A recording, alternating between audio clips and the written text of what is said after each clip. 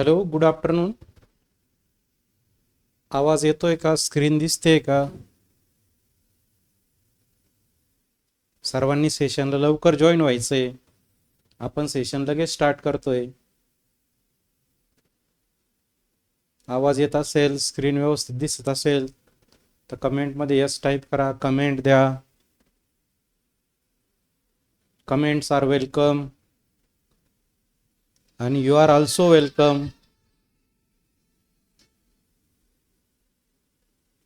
आजच्या बायोलॉजीच्या सेशनमध्ये आपल्या सर्वांचं स्वागत आहे. सर्वांनी सेशनला लवकरात लवकर जॉईन व्हायचंय.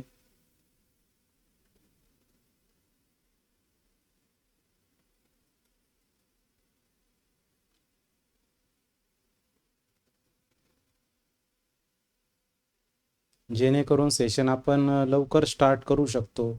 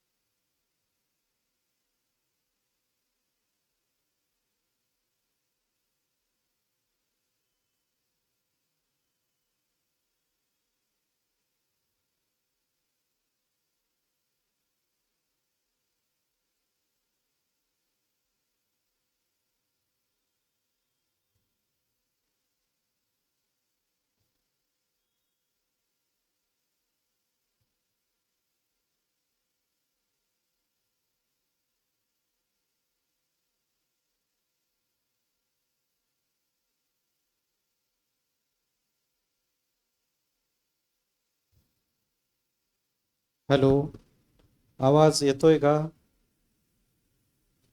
व्हिडिओ दिसतो का?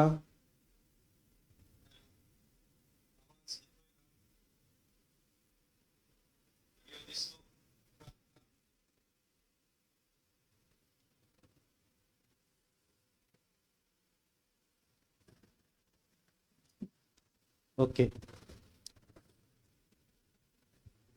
Sir, good afternoon. Good afternoon students. आवाज येतोय, स्क्रीन व्यवस्थित दिसते. चला आता आपण सेशनला स्टार्ट करू. आपण चॅप्टर बघतोय ह्युमन हेल्थ अँड डिसीज. त्यापैकी आपण अर्धा पोर्शन बघितला यापूर्वी आणि आज उर्वरित पोर्शन आपण या चॅप्टरचा कंप्लीट करू. ठीक आहे. मग आता यामध्ये आपण काल आलो होतो ब्लड ग्रुप पर्यंत. कुठपर्यंत आलो होतो? ब्लड ग्रुप पर्यंत. ब्लड ग्रुप कसे आपण क्लासिफाय केले? तर ब्लड ग्रुप हे आपण त्या अँटीजन वरून क्लासिफाय केले. ओके. मग आता त्या पद्धतीचा अँटीजन त्या आरबीसीच्या सरफेसवरती सापडेल, है की नाही? त्या पद्धतीचा अँटीजन हा त्या पद्धतीच्या आरबीसीच्या सरफेसवरती सापडतो. ब्लड ग्रुपचे टाईप समजले आपल्याला. एबीओ ब्लड ग्रुप सिस्टम आहे. आरएच प्रकारची पण ब्लड ग्रुप सिस्टम आहे. डफी, किड, लेविस, PMNS या प्रकारची पण ब्लड ग्रुप सिस्टम आहे. अँटीजन हा जो काही आहे तर तो अँटीजन हा आरबीसीच्या सरफेसवरती प्रेझेंट असतो आणि त्यामुळं एबीओ ब्लड ग्रुप प्रकारची सिस्टम त्या ठिकाणी आपल्याला बघायला मिळते. अँटीजन डी पण आपल्याला त्या ठिकाणी जर असेल, अँटीजन डी जर प्रेझेंट असेल तर आरएच प्रकारचं त्या ठिकाणी ब्लड ग्रुपची सिस्टम पडेल. ठीक आहे. चला आता एबीओ ब्लड ग्रुप सिस्टम आहे. एबीओ ब्लड ग्रुप सिस्टम आपण कसं म्हणणार? एबीओ ब्लड ग्रुप सिस्टम तर एबीओ ब्लड ग्रुप सिस्टम आपल्याला सांगे एबी ब्लड ग्रुप ए, बी आणि ओ है ना. कोणती? ए, बी आणि ओ ही ब्लड ग्रुप कार्ल लँडस्टीनर नावाच्या सायंटिस्टने डेव्हलप केली आहे, डिस्कवर केली. ए बी नावाचा जो ब्लड ग्रुप होता त्याचा शोध नंतर लागला 2 वर्षानंतर 1902 मध्ये. त्याचेच विद्यार्थी होते डी कास्टेलो आणि स्टर्ली यांनी शोध लावलाय. ए अँटीजन आणि बी अँटीजन हा आरबीसीच्या सरफेसवरती प्रेझेंट असतो, त्यामुळे एबीओ ब्लड ग्रुप सिस्टम पडते. क्लिअर झालं? चला नेक्स्ट कंडिशन. आता एबीओ ब्लड ग्रुप सिस्टम मध्ये त्या ठिकाणी आपण ए ब्लड ग्रुप कशाला म्हणायचं? मग ए अँटीजन त्या ठिकाणी सापडेल आहे ना. कोणता अँटीजन आपल्याला सापडतो? ए अँटीजन. मग ए अँटीजनमुळे आपण त्या ब्लड ग्रुप सिस्टमला कोणती सिस्टम म्हणतो, तर त्या ठिकाणी आपण ए ब्लड ग्रुप असं म्हणतो. ठीक आहे. फक्त मी सांगितल्याप्रमाणे काल तुमच्या ध्यानात असेल, तो अँटीजन आहे म्हणून तो ब्लड ग्रुप, फक्त त्याच्या विरुद्ध अँटीबॉडी असते. समजलंय? त्याच्या विरुद्ध अँटीबॉडी असते. ए ब्लड ग्रुपमध्ये अँटीजन कोणता सापडेल? ए सापडेल. पण अँटीबॉडी कोणती सापडेल? तर बी सापडेल. ध्यानात ठेवायचं. बी ब्लड ग्रुप कशाला म्हणायचं की त्याच्यावरती बी अँटीजन सापडेल. मग बी अँटीजनच्या विरुद्धची अँटीबॉडी कोणती? तर अँटीबॉडी ए असेल. ए बी ब्लड ग्रुप कशाला म्हणायचं? तर तिथं तुम्हाला ए अँटीजन पण सापडेल आणि बी अँटीजन पण सापडेल, पण त्या ठिकाणी अँटीबॉडी सापडणार नाही. ओके, काय सापडणार नाही? अँटीबॉडी सापडणार नाही. कारण अँटीजन आणि अँटीबॉडी हे एकमेकांना विरुद्ध आहेत. अँटीबॉडी त्या अँटीजनला मारून टाकते. ओके, अँटीबॉडी ही त्या अँटीजनला मारून टाकते. म्हणजे ए अँटीबॉडी असली तर ती कोणाला मारून टाकेल? ए अँटीजनला मारून टाकेल. क्लिअर? चला, नेक्स्ट कंडिशन आपण बघितली बघा. ए अँटीजन आहे आणि बी अँटीजन आहे, तर ते आरबीसीच्या सरफेस वरती सापडतात. ओके, आता ए अँटीजन आणि बी अँटीजन हे जर आरबीसी वरती सापडले तर मग त्या ठिकाणी आपण म्हणू ए बी ब्लड ग्रुप, पण तिथं कोणतीही अँटीबॉडी सापडणार नाही. नंतर यामध्ये आपण सांगतो की युनिव्हर्सल डोनर कोण आहे? तर ओ ग्रुप कोणालाही ब्लड देऊ शकतो. डोनर म्हणजे काय? देऊ शकतो. युनिव्हर्सल डोनर कोणता? मग O blood group. Universal acceptor कोणता blood group? A B blood group. ज्या व्यक्तीचा ब्लड ग्रुप ए बी आहे त्याला कोणीही ब्लड देऊ शकतो, तो कोणाचाही ब्लड ॲक्सेप्ट करू शकतो, म्हणजे युनिव्हर्सल ॲक्सेप्टर. ओके, पुढे बघा. आता या ठिकाणी आपल्याला ब्लड ग्रुप ए सांगितला. ए ब्लड ग्रुपचं जिनोटाईप सांगितला, IA किंवा IA असा असू शकतो. अँटीजन ए ब्लड ग्रुप म्हणजे अँटीजन कोणता? ए अँटीजन है ना. अँटीबॉडी कोणती? बी अँटीबॉडी, कारण विरुद्ध समजायचं आहे की नाही. हे कोणाला ब्लड डोनेट करू शकता? ए आणि ए बी ला. कोणाला ब्लड डोनेट करू शकतो? ए आणि ए बी ला. आणि कुणापासून रिसिव्ह करू शकतो? ओ ए पासून. कुणापासून रिसिव्ह करू शकतो? ओ ए पासून. चला, पुढं आहे बी ब्लड ग्रुप. बी ब्लड ग्रुप म्हणजे काय? तर त्या ब्लड ग्रुपमध्ये कोणते अँटीजन असतो? तर बी अँटीजन असतो, म्हणून तो बी ब्लड ग्रुप. इथं काय आहे? त्याचं जिनोटाईप दिला IB IO. ठीक आहे, क्लिअर झालं. Next, A B blood group हे कोणता अँटीजन सापडन? ए आणि बी दोन्ही अँटीजन सापडन, पण अँटीबॉडी कोणतीही सापडणार नाही. ते युनिव्हर्सल ॲक्सेप्टर आहे, कोणाकडून ही ब्लड ते ॲक्सेप्ट करू शकतात. ओ आहे ओ ब्लड ग्रुप, त्या ठिकाणी नो अँटीजन आहे, कोणताही अँटीजन नाही.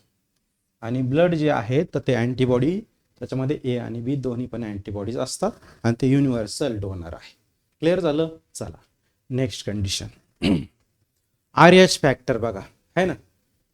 ज्या व्यक्तीमध्ये डी नावाचा अँटीजन असेल तर त्या व्यक्तीमध्ये RH पॉझिटिव्ह असं म्हणायचं. ठीक आहे, अँटीजन कोणता सापडला? डी अँटीजन सापडला तर RH फॅक्टर असं आपण त्याला म्हणू. ठीक आहे. आता डी अँटीजन जे आहे तर रेसस मंकीमध्ये सगळ्यात, रेसस मंकीचे आहे ना, माकडाची प्रजाती कोणती? Rhesus monkey. RH म्हणजे काय? रेसस मंकीमध्ये ते पहिल्यांदा डिस्कवर केलं, म्हणून त्याला आपण RH फॅक्टर असं म्हणतो. कोणता? अँटीजन डी सापडला. ठीक आहे, ज्या व्यक्तीमध्ये अँटीजन डी असेल त्या व्यक्तीला म्हणायचं RH पॉझिटिव्ह. कळालं हे ना. अँटीजन डी सापडलं काय म्हणायचं? RH positive. आणि जिथं RH अँटीजन डी नसेल मग त्याला आपण काय म्हणू?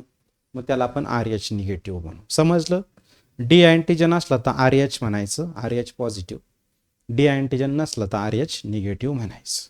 ठीक आहे, पुढं. आता या ठिकाणी हे ब्लड ट्रान्सफ्यूज करण्यामध्ये, म्हणजे एका व्यक्तीचं ब्लड हे दुसऱ्या व्यक्तीला देणे आहे ना, ब्लड कधी कमी पडलं तर आपण ब्लड देतो, त्याला ब्लड ट्रान्सफ्युजन असं म्हणतो. त्यामध्ये RH पॉझिटिव्ह चेक करणं गरजेचं आहे, कारण RH पॉझिटिव्ह असणारी जी व्यक्ती असते, RH positive blood is given to RH individual, strong immunogenic response तयार होईल. इंड्यूस म्हणजे काय होईल? तयार होईल, है ना. कोणता? RH positive blood is given to RH negative, मग तिथं काय तयार होईल, स्ट्रॉंग इम्युनोजेनिक रिस्पॉन्स तयार होईल, इंड्यूस होईल.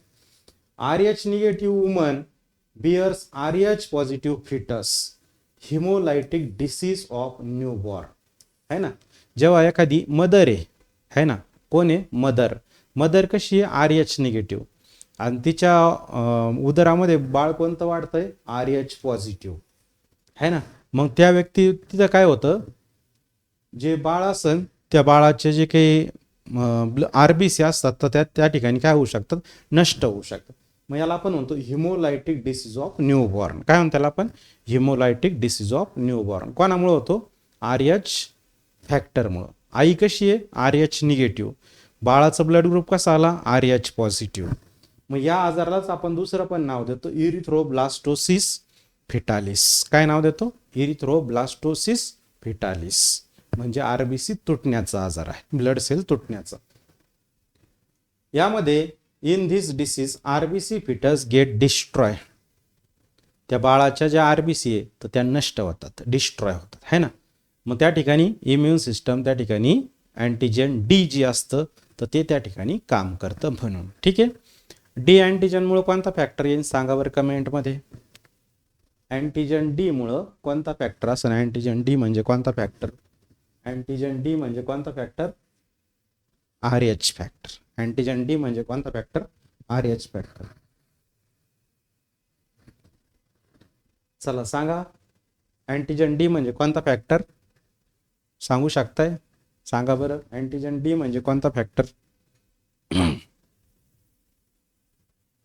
यस, श्रेयाचं म्हणणं आहे RH फॅक्टर. व्हेरी गुड बेटा. ओके. आणि आई जर RH निगेटिव्ह असेल, तिच्या बाळामध्ये जर RH पॉझिटिव्ह बाळ जर निर्माण झालं, ओके, मायाचं म्हणणं पण आहे RH फॅक्टर. बरोबर आहे बेटा, है ना. मग आई जर RH निगेटिव्ह आहे, बाळ जर RH पॉझिटिव्ह, कोणता आजार होईल त्या बाळाला, कोणता आजार होईल सांगा, सांगा बरं कोणता आजार होईल, HDN नावाचा आजार होईल. कोणता आजार होईल, HDN. ओके. HDN म्हणजे काय, हिमोलायटिक डिसीज ऑफ न्यूबॉर्न किंवा इरिथ्रोब्लास्टोसिस फिटालिस. HDN है ना, हे नाव ध्यानात घ्या बरं का. यस, अक्षय म्हणतोय HDN. HDN म्हणजे काय, हिमोलायटिक डिसीज ऑफ न्यूबॉर्न, आणि अजून कोणतं, इरिथ्रोब्लास्टोसिस फिटालिस. म्हणजे त्या बाळाचं जे ब्लड आहे किंवा RBC तर ते नष्ट होईल ना, काय होईल, बाळाच्या RBC किंवा त्या नष्ट होऊन जाते. मग आता याच्याकरता काय करायचं, तर ते बाळ जगलं पाहिजे याच्याकरता काय करायचं, जी आई आहे त्या आईला अँटी-RH, काय ना, कोणतं, अँटी-RH इंजेक्शन द्यायचं. कोणतं इंजेक्शन द्यायचं सांगा. या ठिकाणी जर बाळ जर जगवायचं असेल तर त्या आईला कोणतं इंजेक्शन द्यायचं, तर त्या आईला अँटी-RH इंजेक्शन द्यायचं. कोणतं इंजेक्शन द्यायचं, अँटी-RH. मग ते बाळ जगेल. ठीक आहे. चला next, pathogens and parasites. Pathogen म्हणजेच काय, यामध्ये पॅथोजन म्हणजेच काय, तर कोणताही substance which cause disease, any substance which cause disease is called as pathogen. त्याला आपण काय म्हणू, मग पॅथोजन असं म्हणू. ठीक आहे. डिसीज कळालं. आपण पहिले डेफिनेशन पाहिली, disturb derange functioning of organs. कशामुळे होऊ शकतं ते, तर त्या ठिकाणी इन्फेक्शन, डाएट, हेरिडिटी, है ना. दोन प्रकारचे डिसीजेस बघा, कंजनायटल डिसीजेस आणि ॲक्वायर्ड डिसीजेस. कंजनायटल म्हणजेच काय, from birth, diseases from birth, जन्मजात आजार त्याला आपण म्हणतो, है ना. Acquired diseases, diseases after birth, diseases after birth. Okay. जन्माच्या नंतरचे आजार म्हणजे काय होय, ॲक्वायर्ड डिसीजेस होय. ठीक आहे. कंजनायटल डिसीजेस आपण पाहू, जे बर्थ पासून असतात, है ना, जे कधीपासून असतात, बर्थ पासून असणारे डिसीजेस आहे.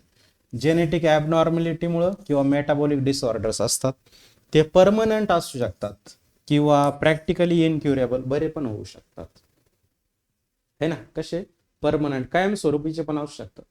मॉडर्न रिसर्च असं सांगतो की हे इनबॉर्न डिसीजेस आहे, तर यांच्यावरती उपचार म्हणून जीन थेरपी तुम्ही उपचार करू शकता. यांच्यावरती एन्झाईम रिप्लेसमेंट थेरपीचा उपचार करू शकतो. म्हणजे जीन थेरपीमध्ये जीन बदलायचे, एन्झाईम रिप्लेसमेंट थेरपीमध्ये एन्झाईम बदलायचे किंवा एन्झाईम बनवणाऱ्या सेल बदलायच्या. ठीक आहे. मग आता तुम्हाला समजलं बघा, कंजेनायटल डिसीज म्हणजे काय की जे जन्मापासूनच आहे. Okay, clear. चला नेक्स्ट आहे बघा, acquire diseases develop after birth. जन्मानंतर जे डेव्हलप होतात त्यांना काय म्हणतो आपण, है ना, develop after birth. Develop after birth are called as acquired diseases. याचे दोन प्रकार आहे, कम्युनिकेबल आणि इन्फेक्शियस डिसीज. म्हणजे यामध्ये जे डिसीज ट्रान्समिट होतात पर्सन पासून अदर हेल्दी पर्सनला, डिसीज पर्सन पासून अदर हेल्दी पर्सनला ट्रान्समिट होतात, मग त्यांना काय म्हणायचं, तर त्यांना कम्युनिकेबल डिसीजेस असं म्हणायचं. जसं की एक्झाम्पल मलेरिया आहे. एक्झाम्पल काय, मलेरिया हे कम्युनिकेबल डिसीजचं एक्झाम्पल आहे. म्हणजे एका डिसीज पर्सनमधून हेल्दी पर्सनला तो आजार जाऊ शकतो. पुढं नॉन कम्युनिकेबल डिसीजेस आहे, जे कॅन नॉट ट्रान्समिट होतात, है ना, ट्रान्समिट होत नाही, इन्फेक्टेड पासून हेल्दीकडे ट्रान्समिट होत नाही. मग त्यांना आपण काय म्हणतो, नॉन कम्युनिकेबल डिसीजेस म्हणतो किंवा नॉन इन्फेक्शियस डिसीजेस असं म्हणतो, है ना. कोणते, कोणाचे टाईप्स आहे, ॲक्वायर्डचे टाईप्स, जे जन्माच्या नंतर आजार तयार होतात त्यांचे टाईप्स. ठीक आहे. आता या ठिकाणी जसं की त्याचं एक्झाम्पल आपल्याला सांगितलं, कॅन्सर आहे आणि डेफिशियन्सी डिसीज आहे. आयोडीनच्या कमतरतेमुळे जसं नाही का ग्वायटर होतो, गळ्याला मोठा गोळा येतो, आहे ना, ग्वायटर, तो डेफिशियन्सी आयोडीनच्या का, असे काही पदार्थ कमी पडल्यामुळे जे आजार होतात त्यांना डेफिशियन्सी डिसीज असं आपण म्हणतो. आणि कम्युनिकेबल डिसीजेस जे आहेत ते व्हायरसमुळं, बॅक्टेरिया, फंगस, हेल्मेंथ वर्म यांच्यामुळं ते स्प्रेड होतात. ठीक आहे. पुढं पॅथोजन, डिसीज कॉझिंग ऑर्गॅनिझमला पॅथोजन असं म्हणायचं, आजार घडून आणणाऱ्या. ठीक आहे. पॅथोजेनिसिटी आहे, ॲबिलिटी असते ती एखाद्या होस्टमध्ये एंटर होण्याची, डिसीज घडून आणण्याची. पॅरासाइट बघा, that lives in or on the other surface. Parasite म्हणजे असा जीव जो दुसऱ्या शरीराच्या इनमध्ये म्हणजे आतमध्ये किंवा शरीरावरती जगतो. इन ऑर ऑन, है ना. Organism live in or on the other organism is called as parasite. आणि तो मेनली काय काय ॲब्सॉर्ब करतो, नरिशमेंट, पोषण घेत राहतो त्या व्यक्तीपासून, है ना. मग त्याला आपण म्हणतो पॅरासाइट. पॅरासाइटचे दोन प्रकार आहे, एक्टो पॅरासाइट आणि एंडो पॅरासाइट. एक्टो पॅरासाइटचा एक्झाम्पल आहे बेडबग, ढेकून. काय नाव त्याचं, ढेकून, है ना. एक्टो पॅरासाइट आहे, गादीमध्ये लपून बसल, आपल्या स्किनवरती तो बाईट करेल, ब्लड शोषून घेईल. म्हणजे तो शरीराच्या आतमध्ये गेला का, नाही, शरीराच्या वरतीच राहिला, एक्टो पॅरासाइट, है ना. एक्टो म्हणजे on the surface. Endo parasite तो शरीराच्या आतमध्ये एंटर होईल. ओके, शरीराच्या कुठे एंटर होईल, आतमध्ये एंटर होईल, मग त्याला म्हणायचं एंडो पॅरासाइट, है ना. मग त्याचं उदाहरण कोणतं, प्लाझ्मोडियम. प्लाझ्मोडियम हा प्रोटोझोआ आहे, एंडो पॅरासाइट आहे. मॉस्किटोच्या मदतीने तो शरीराच्या आतमध्ये एंटर होतो, है ना, त्याला वेक्टर लागतं मॉस्किटो. एंडो पॅरासाइट म्हणजे काय, की जो शरीराच्या इन ग्रो होतो. एक्टो पॅरासाइट म्हणजे काय, का जो ऑन द सरफेस ग्रो होतो, ऑन द सरफेस. एक्टो म्हणजे ऑन द आणि एंडो म्हणजे काय, इन बॉडी, जो बॉडीच्या आतमध्ये एंटर होतो, त्याला एंडो पॅरासाइट म्हणायचं. ठीक आहे. चला आता आपल्याला इथून पुढे आजार बघायचे आहे की नाही, ए पासून तर जे पर्यंतचे आजार आहेत आपल्याला बरोबर बघायला, है ना. मलेरिया आहे पहिला. मलेरिया मॉस्किटो बॉर्न डिसीज आहे, मॉस्किटोमुळे होतं आहे की नाही मलेरिया. मग त्या मलेरिया नेमकं कोणामुळे होतो, प्लाझ्मोडियम, है ना. इथं पण ध्यानात घ्या, मलेरिया हा आजार प्रोटोझोअन किंवा प्रोटिस्ट आजार आहे. कोणता आजार आहे, प्रोटिस्ट किंवा प्रोटोझोआ, प्रोटिस्ट किंवा प्रोटोझोआन, है ना. कोणता आजार आहे मग, प्रोटिस्ट किंवा प्रोटोझोन. अमिबा पॅरामेशियम माहिती तुम्हाला, अमिबा पॅरामेशियमचाच हा भाऊ आहे, त्याचं नाव आहे प्लाझ्मोडियम. या प्लाझ्मोडियममुळे मलेरिया होतो, है ना. या ठिकाणी 4 कॉझल ऑर्गॅनिझम्स दिले, है ना. Plasmodium vivax, Plasmodium ovale, Plasmodium malariae, plasmodium falciparum, है ना. कोणता आहे, प्लाझ्मोडियम फाल्कीपरम, है ना. ज्याचं नाव जास्त मोठं तो सिरियस आजार निर्माण करतो, है ना. मग इथं तुम्ही वाचता बा, ओनली फाल्कीपरम कॉज सिरियस इलनेस, म्हणजे त्या ठिकाणी सिरियसली इल करतो आणि रेअरली फटल असतं ते. फेटल म्हणजे खूप हानिकारक जीव घेणा आजार आहे, है ना. मग सांगा बरं, सगळ्यात सिरियस आजारी करणारा कोणता आहे, कमेंट द्या बरं. सगळ्यात सिरियस आजारी करणारा कोणता मलेरियाचा प्रोटोझोआ आहे, त्याचं नाव काय? सगळ्यात सिरियस इलनेस कोणामुळे होतं? सगळ्यात सिरियस इलनेस कोणामुळे पाहायला मिळतं आपल्याला? सांगा बरं. सगळ्यात सिरियस मलेरिया घडून आणणारा कोणता आहे? कमेंट द्या.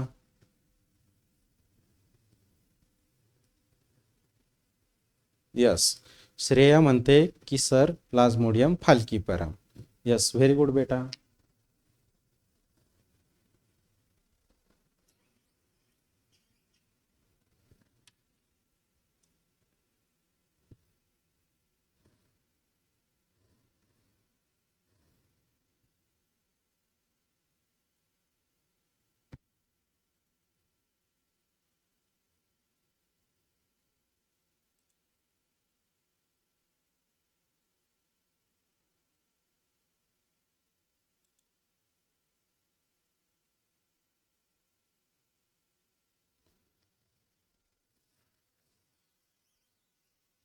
ओके, चला मग तुम्ही बरोबर उत्तर दिलंय की प्लाझ्मोडियम फाल्कीपरम आहे की नाही. प्लाझ्मोडियम फाल्कीपरम हा सिरियस मलेरिया घडून आणणारा आहे. त्याचं नाव काय? प्लाझ्मोडियम फाल्कीपरम आहे ना. ज्याचं नाव जास्त मोठं तो सिरियसली इल घडून आणतो. ठीक आहे. आता या ठिकाणी बघा जे मलेरिया आहे ना. यस, समीक्षाचं पण म्हणणं आहे की प्लाझ्मोडियम फाल्कीपरम आहे. लाईफ सायकल पाहिजे आपल्याला. प्लाझ्मोडियम लाईफ सायकल कशीच बघायची? प्लाझ्मोडियमची. ठीक आहे. आता हे प्लाझ्मोडियम कसं त्या ठिकाणी पसरतो है ना. यामध्ये आपण सांगतो की इन्फेक्टेड फिमेल ॲनाफिलस मॉस्किटो. कोणता? Infected female anopheles mosquito. मॉस्किटोमध्ये कोणता? Female anopheles. सांगा बरं मग मलेरिया घडून आणणाऱ्या मॉस्किटोचं नाव काय? ॲनाफिलस मॉस्किटो आहे की नाही. कोणता? ॲनाफिलस मॉस्किटो. हा काय करतो? हा इन्फेक्टेड पर्सन मधून येतो आणि ही मॉस्किटो बाईट करतं म्हणजे चावतं दुसऱ्या ह्युमनला, आणि त्या ह्युमनमध्ये स्पोरोझॉइड सोडतं. काय सोडतं? स्पोरोझॉइड्स है ना. हे स्पोरोझॉइड्स हे लिव्हरमध्ये पोहोचतात. कुठं पोहोचतात? लिव्हरमध्ये. म्हणजे हा आजार कुठून तयार होतो? मग लिव्हरमधून, किंवा लिव्हरवरती परिणाम करणारा आजार आहे. मलेरियामध्ये कोणत्या पार्टला त्या ठिकाणी आजारी केलं जातं? लिव्हर. ठीक आहे. हे स्पोरोझॉइड्स आहे बघा, हे त्या ठिकाणी असेक्स्युअली मल्टिप्लाय होतात लिव्हरमध्ये. मेरोझॉइड तयार होत आहे ना. आले कोणत्या फॉर्ममध्ये? स्पोरोझॉइड्स. आता त्यांचं रूपांतर कशामध्ये झालं? मेरोझॉइड्समध्ये. हे मेरोझॉइड्स रप्चर होतात, ब्लड स्ट्रीममध्ये त्या ठिकाणी स्विम करतात. म्हणजे रक्तप्रवाहामध्ये ते स्विम करतात ब्लड स्ट्रीममध्ये. हे मेरोझॉइड जे आहे तर ते आरबीसीला इन्फेक्ट करतात आणि त्या ठिकाणी त्यांचं रूपांतर बनतं ट्रोपोझॉइड्समध्ये. आले कोणत्या फॉर्ममध्ये होते? स्पोरोझॉइड्स. कोणत्या फॉर्ममध्ये गेले? मेरोझॉइड्स. नंतर कोणत्या फॉर्ममध्ये गेले? मग ट्रोपोझॉइड्समध्ये. ठीक आहे. त्या ठिकाणी ते काय करतात? आरबीसीला रप्चर करतात. मग मेरोझॉइड्स हे ब्लडमध्ये पसरतात. कशामध्ये पसरतं? ते मेरोझॉइड्स हे ब्लडमध्ये पसरतं. ठीक आहे. आणि नंतर ते त्या ठिकाणी गॅमेटोसाइट्स तयार करतात. काय तयार करतात? गॅमेटोसाइट्स. ठीक आहे. आता या ठिकाणी आपण सांगतो की लाईफ सायकल बघा ॲनाफिलस मॉस्किटोची. ॲनाफिलस मॉस्किटोची लाईफ सायकल कशी आहे? हे फिमेल ॲनाफिलस मॉस्किटो इन्फेक्टेड पर्सनमध्ये ते येणार, बाईट केल्याच्या नंतर, चावल्याच्या नंतर त्या ठिकाणी ते गॅमेटोसाइट्स हे मॉस्किटोच्या बॉडीमध्ये आता परत जाणार. ओके. पुढं हे जे मॉस्किटो आहे हे स्टमकमध्ये फ्यूज होणार मेल आणि फिमेल गॅमेटोसाइटच्या मदतीने. त्या ठिकाणी ते झायगोट तयार करतील. काय तयार करतील? झायगोट तयार करतील. ओके. डिप्लॉइड झायगोट हे ऊसिस्टच्या रूपामध्ये आता कन्वर्ट होतं. त्याच्यावरती काय येतं? कवच येतं. त्याला आपण काय म्हणतो? मग ऊसिस्ट म्हणतो. ऊसिस्टमध्ये अनेक हॅप्लॉइड, ऊसिस्टमध्ये काय असतं? अनेक हॅप्लॉइड स्पोरोझॉइड्स असतात. ते त्या ठिकाणी मिओसिस फॉर्म करतात. क्लिअर झालं? चला आता या ठिकाणी आपल्याला डायग्राम सांगितली बघा. ओके. हे मॉस्किटो आता बाईट झाला तेव्हा त्याच्या मॉस्किटोच्या सलायवामधून स्पोरोझॉइड ही ह्युमन बॉडीमध्ये गेलाय ना. ह्युमन बॉडीमध्ये ते मग कुठं जातं? लिव्हरच्या सेलमध्ये, हिपॅटिक सेलमध्ये. हिपॅटिक सेलमध्ये गेले की ते त्या ठिकाणी आता हिपॅटिक सेलमधून ते तुटतात, मेरोझॉइड बनतं त्यांचं आहे ना. स्पोरोझॉइडचं काय बनलं? मेरोझॉइड्स. हे मेरोझॉइड आता ब्लडच्या फॉर्ममध्ये, ब्लडमध्ये मिक्स होतात. मग त्यांचं रूपांतर होतं ट्रोपोझॉइड्समध्ये. मग आता हे ट्रोपोझॉइडच्या नंतर त्या ठिकाणी त्यांच्यापासून गॅमेटोसाइट तयार होतात. काय तयार होतात? गॅमेटोसाइट. गॅमेटोसाइट म्हणजे मेल आणि फिमेल गॅमेट्स. मग आता परत काय होतं, दुसरा आता हा पर्सन कसा झाला, हा इन्फेक्टेड झाला. मग इन्फेक्टेड म्हणून आता दुसऱ्याला ते मॉस्किटो काय करणार, बाईट करणार आहे ना. मग त्याने दुसऱ्या मॉस्किटोने, फिमेल मॉस्किटोने आता ते ब्लड उचललं. या ब्लडमध्ये काय आहे मग आता सांगा, या ब्लडमध्ये काय आहे? गॅमेटोसाइट्स. काय आहे? गॅमेटोसाइट्स. हे गॅमेटोसाइट्स त्या ठिकाणी या मॉस्किटोच्या बॉडीमध्ये काय काय तयार करतात? झायगोट तयार करतात. मेल आणि फिमेल गॅमेटचं एकत्रितकरण झालं तर काय तयार होतं? मग झायगोट तयार होतं आहे ना. मग आता हे झायगोट त्या ठिकाणी काय फॉर्म करतं? त्याच्यावरती कवच फॉर्म होतं. मग त्याला आपण काय म्हणतो? oocyst. आता मग दुसरा एखादा पर्सन येईल, हेल्दी पर्सन, त्याला मॉस्किटो बाईट करेल. तर त्या हेल्दी पर्सनच्या बॉडीमध्ये स्पोरोझॉइड जाईल. ते स्पोरोझॉइड जाईल लिव्हरच्या सेलमध्ये आणि ही सायकल परत कॅरी आउट होऊन जाईल. ठीक आहे, क्लिअर झालं. म्हणजे अशा पद्धतीत ही सायकल आपल्याला या ठिकाणी बघायला मिळते. कशाची सायकल आहे ही? मॉस्किटोची सायकल आहे ना, का जी त्याच्या बॉडीमध्ये होते. मग आता या ठिकाणी तुम्हाला हे समजायला पाहिजे की सायकल इन मॉस्किटो आहे, मॉस्किटोच्या बॉडीमध्ये बी घडून येते, आणि सायकल इन ह्युमन आहे, ते दोन्ही पण घडून येतं. ठीक आहे, चला. Okay, no sound.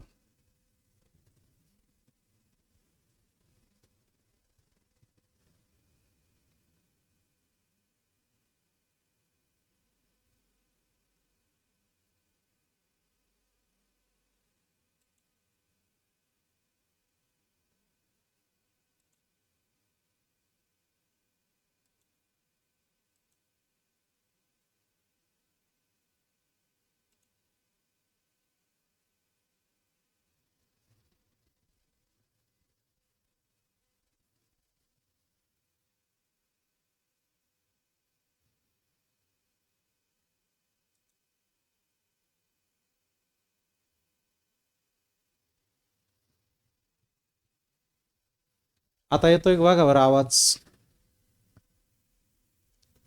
आवाज येतोय का बघा? आता आता येत असेल आवाज मे बी.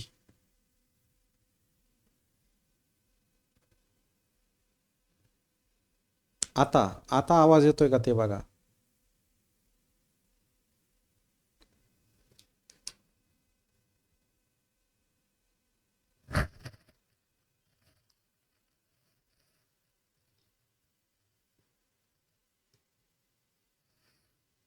हॅलो, आता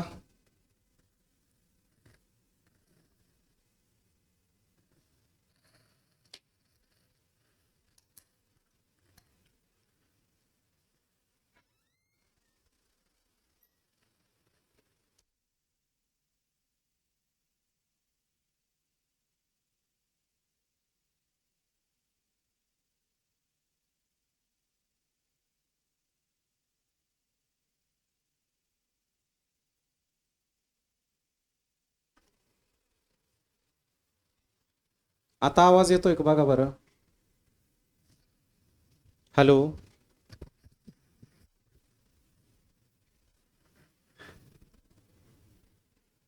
ओके, आवाज येतोय.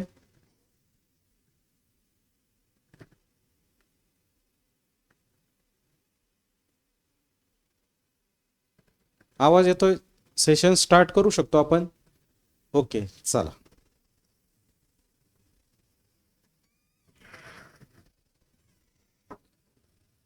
मलेरियाचे सिमटम्स. ओके, मलेरियाचे सिमटम्स हे 7 ते 15 दिवस आपल्याला बघायला मिळतात.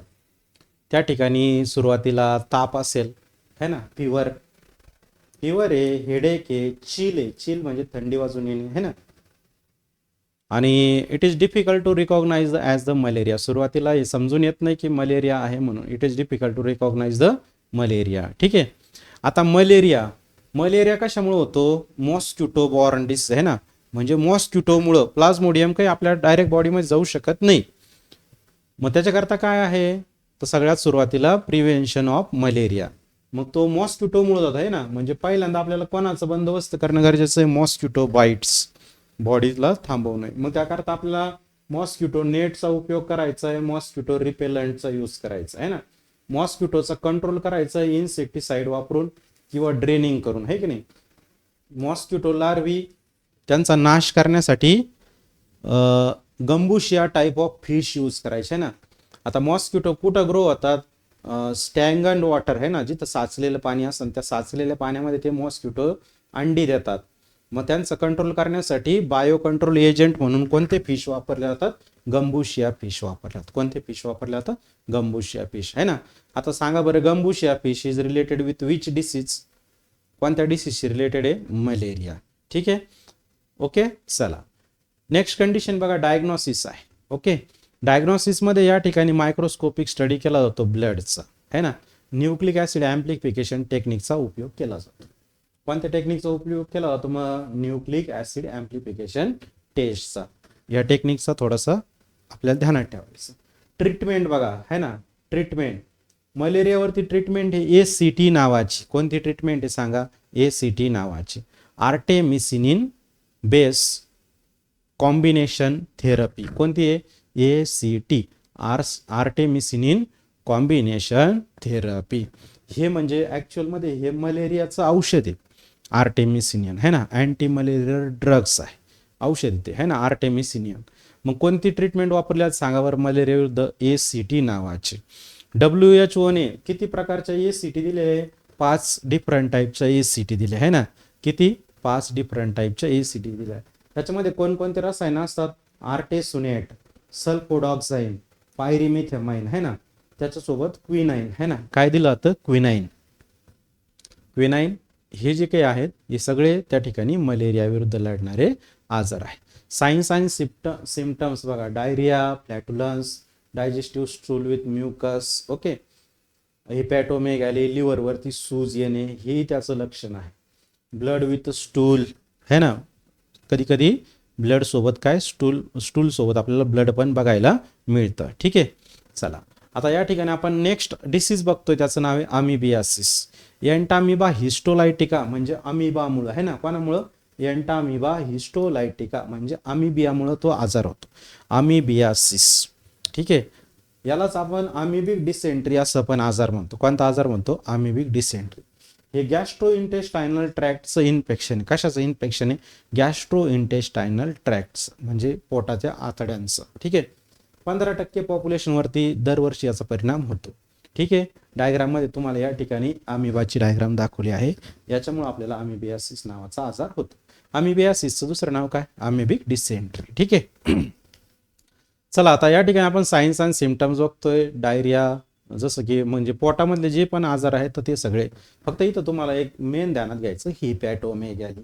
काय ध्यानात ठेवायचं, हिपॅटोमेगॅली. लिव्हरवरती जास्त झालं तर लिव्हरवरती सूज पण येऊ शकते. ठीक आहे, चला पोटदुखी है ना, ॲबडॉमिनल पेन, क्लिअर, म्हणजे हे सगळे त्या ठिकाणी तुम्हाला आपल्याला स्टूल विथ म्युकस है ना, diarrhoea, okay, blood with stool, हे सगळे या ठिकाणी तुम्हाला लक्षणं दिसून येतील. पुढं आता हे कसं, अमिबा कसा आपल्या पोटामध्ये जातो ना, अमिबियासिस होतो, फेको ओरल रूट है ना. फेको म्हणजे वेस्ट मटेरियल है ना, वेस्ट मटेरियल असेल तर ते माउथमधून आपल्या बॉडीमध्ये जर गेलं तर तो आजार होतो. इटिंग विथ डर्टी हँड्स है ना, इटिंग विथ डर्टी हँड्स म्हणजे अस्वच्छ हातांनी जर जेवण झालं, पाणी पिण्यात आलं तर हा आजार होतो. कंटॅमिनेटेड फूड, दूषित फूड है ना. डायग्नोसिस बघा, अमिबिक डिसेंट्री आहे ना, मायक्रोस्कोपिक एक्झामिनेशन, स्टूलचं मायक्रोस्कोपिक एक्झामिनेशन झालं तर आपल्याला त्या ठिकाणी हा आजार समजून येतो की अमिबियासिस झालेला आहे.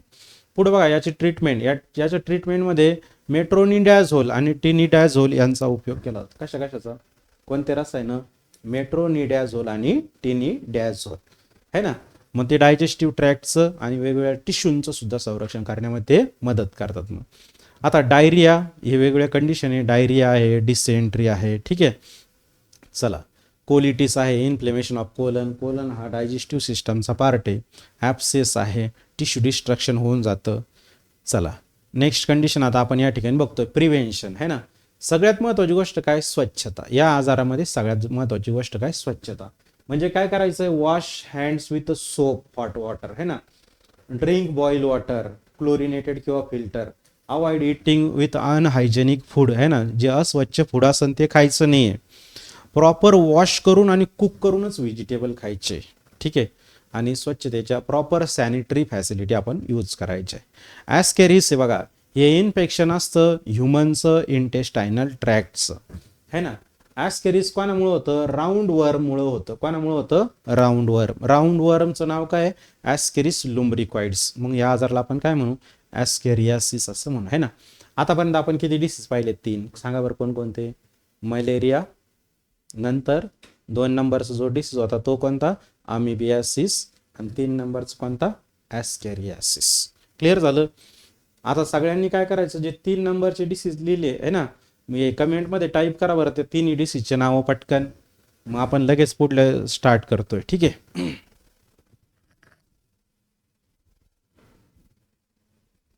कोणकोणते डिसीज पाहिले आठवत तुम्हाला? मलेरिया. दुसरा कोणता पाहिला? अमिबियासिस. आणि आता कोणता पाहतोय आपण? ॲस्कॅरियासिस. कोणता पाहतोय? ॲस्कॅरियासिस. हे दोन्ही कोणामुळं होतात? हे प्रोटिस्टमुळं आहे ना. कोणामुळं? प्रोटिस्ट किंवा प्रोटोझोआमुळं होणारे आजार आहेत. क्लिअर झालं. कोणामुळं होणारे आजार आहे? प्रोटिस्ट किंवा प्रोटोझोआमुळं. ठीक आहे. अमिबियासिस कोणामुळं होतो? एंटामिबा हिस्टोलायटिका. मलेरिया कोणामुळं होतो? प्लाझ्मोडियम है ना. कोणामुळं होतो? प्लाझ्मोडियम. ठीक आहे. चला आता कोणामुळं होतो हा आजार? ॲस्केरिस लुम्ब्रिकॉइड्समुळं. कोणामुळं? ॲस्केरिस लुम्ब्रिकॉइड्स. त्याला वर्म किंवा न्यूमॅटोड असं म्हणायचं. आता याचे साईन आणि सिम्पटम्स, हा पोटाशी रिलेटेड गॅस्ट्रोइंटेस्टायनल डिस्कम्फर्ट है ना. पेट में गडबड गडबड, वॉमिटिंग होणं, फिवर है ना, ताप येणे, हे सगळ्या गोष्टी यामध्ये आपल्याला लक्षणं बघायला मिळतात आणि जंत पाहायला मिळतात. ठीक आहे. आता या ठिकाणी आपल्याला आता प्रश्न थोडे काही क्वेश्चन आन्सर बघायचे. ठीक आहे. आपण आता काही क्वेश्चन आन्सर बघू. आता तुम्ही सगळ्यात सुरुवातीला या ठिकाणी आपण सांगतो बघा. आता या ठिकाणी हे स्ट्रक्चर आहे, दिसतंय तुम्हाला स्ट्रक्चर. आता सगळ्यात मेन क्वेश्चन काय विचारलंय आपल्याला, की या डायग्राम मध्ये प्रॉपर नावं द्या. या डायग्राम मध्ये प्रॉपर नावं द्या. ठीक आहे. नावं देऊ शकता मग. हा आता हे कोणता? ही लाईट चेन होती, ही कोणती चेन आहे मग? हे बघा, ही छोटी कोणती चेन होती? Light chain. मग ही मोठी चेन कोणती असेल? Heavy chain. बरोबर का? म्हणजे मग आपलं उत्तर क्यू बरोबर काय यायला पाहिजे? क्यू बरोबर यायला पाहिजे हेवी चेन. आता ह्यो कॉन्स्टंट रिजन होता आहे ना, आणि हे असं आतमध्ये गेलेले कोणते बदललेले रिजन्स होते आहे ना. सांगा बरं मग, हे आतमध्ये गेलेले कोणते? हे आतमध्ये गेलेले हे आहेत व्हेरिएबल रिजन्स. कोणते रिजन्स आहे? Variable regions. ओके. आर म्हणजे हा कोणता होता? या ठिकाणी आपण सांगतो ही साईट होती, एक साईट होती आहे ना. कोणती बरं? त्या साईटला आपण काय म्हणलो होतो? अँटीजन बाइंडिंग साईट म्हणलो आहे की नाही. काय म्हणलो त्याला आपण? Antigen binding site. Antigen binding साईटचं दुसरं नाव काय होतं मग? पॅराटोप असं होतं है ना. मग सांगा बरं, पी म्हणजे कोण? ओके, पी म्हणजे कोण?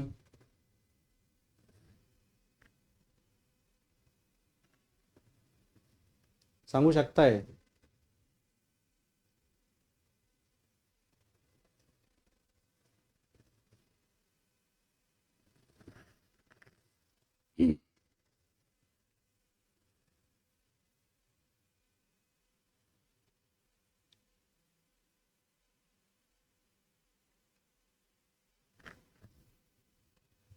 पी म्हणजे पॅराटोप, क्यू म्हणजे हेवी चेन. यस, श्रेयाने बरोबर सांगितलं की मलेरिया, अमिबियासिस आणि ॲस्केरिस हे 3 डिसीज आपण बघितले. ठीक आहे. याचं उत्तर सांगा. पी म्हणजे पॅराटोप्स है ना, क्यू म्हणजे हेवी चेन है ना, आर म्हणजे व्हेरिएबल रिजन्स. बरोबर.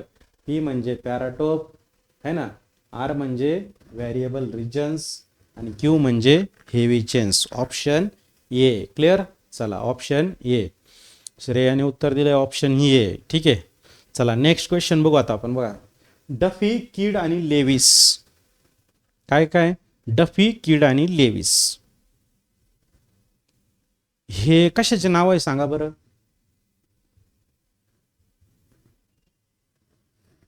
डफी, किड आणि लेविस हे कशाचे नाव आहे मग सांगा. सांगा पटकन. डफी, किड, लेविस, ABO, RH, PMNS हे कोणाचे नाव होते सांगा पटकन. ब्लड ग्रुप सिस्टमचे. यस, आनंदचं म्हणणं आहे की सर हे कशाचे नाव आहेत? ब्लड ग्रुप सिस्टमचे नाव आहेत. डफी, किड आणि लेविस हे कशाचे नाव आहेत? ब्लड ग्रुप सिस्टमचे नाव आहेत. ठीक आहे. आपण बघितलं ना ब्लड ग्रुप सिस्टममध्ये. ठीक आहे. चला, RH अँटीजन हा जर इंट्रोड्यूस केला, अक्षयने पण उत्तर दिलंय ए ऑप्शन. ठीक आहे. RH निगेटिव्ह पर्सनमध्ये second time then leads to. सांगा बरं.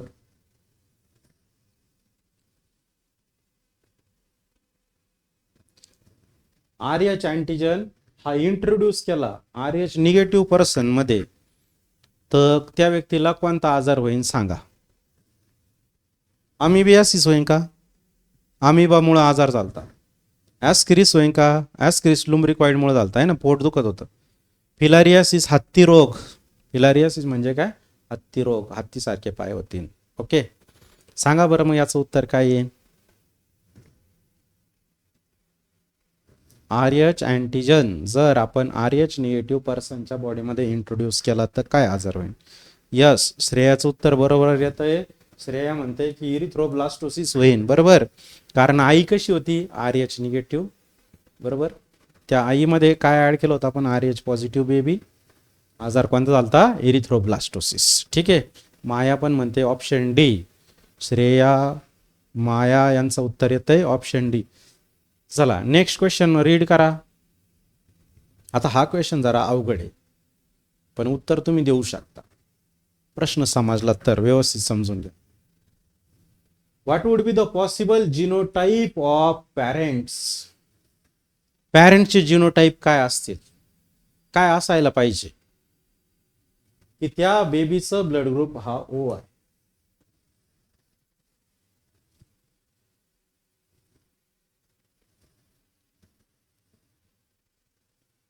आता एक नंबरचं तर येणार नाही. काय कारण बरं? समजा आपण एक गॅमेट IA घेतला आहे की नाही, दुसरा गॅमेट IB घेतला, तर बेबी IA IB म्हणजे कोणता ब्लड ग्रुप? तर त्या बेबीचं ब्लड ग्रुप कोणता राहील? AB राहील. ऑप्शन ए नाही येत मग त्याचा, आहे की नाही. समीक्षाने पण उत्तर दिलंय ऑप्शन डी. ठीक आहे. चला आता याचं सांगा.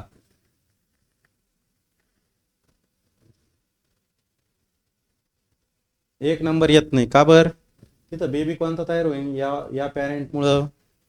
समजा आपण याला मदर कन्सिडर करू, याला फादर कन्सिडर करू. ठीक आहे. इकडून एक गॅमेट घेतला IA, इकडून एक गॅमेट घेतला IB, काय तयार होईल?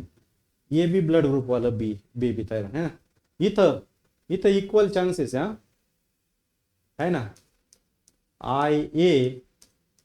IA यांच्यामुळं A ब्लड ग्रुप, तसंच दुसरं O ब्लड ग्रुप तयार होऊ शकतो, आहे ना.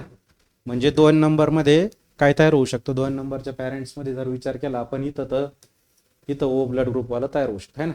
इथं सेम तिसऱ्यामध्ये बी होऊ शकतं. एक तर B ब्लड ग्रुपवालं, नाही तर हे O ब्लड ग्रुपवालं, आहे ना. म्हणजे दुसऱ्यामध्ये पण होऊ शकतं, तिसऱ्यामध्ये पण O ब्लड ग्रुपवालं बेबी तयार होऊ शकतं. ठीक आहे. नंतरची नेक्स्ट कंडिशन बघा. इथं नाही होणार तयार. ओके. इथं तयार होणार नाही. पुढली कंडिशन बघा. या ठिकाणी 5व्या कंडिशन मध्ये तर मदर फादर दोन्ही पण काय आहे? तर दोन्ही पण O ब्लड ग्रुप वाले, है ना. म्हणजे ऑप्शन काय जातंय? मायाच्या म्हणण्यानुसार याचं ऑप्शन सी जातंय. अक्षयच्या म्हणण्यानुसार पण याचं ऑप्शन हे सी जातंय.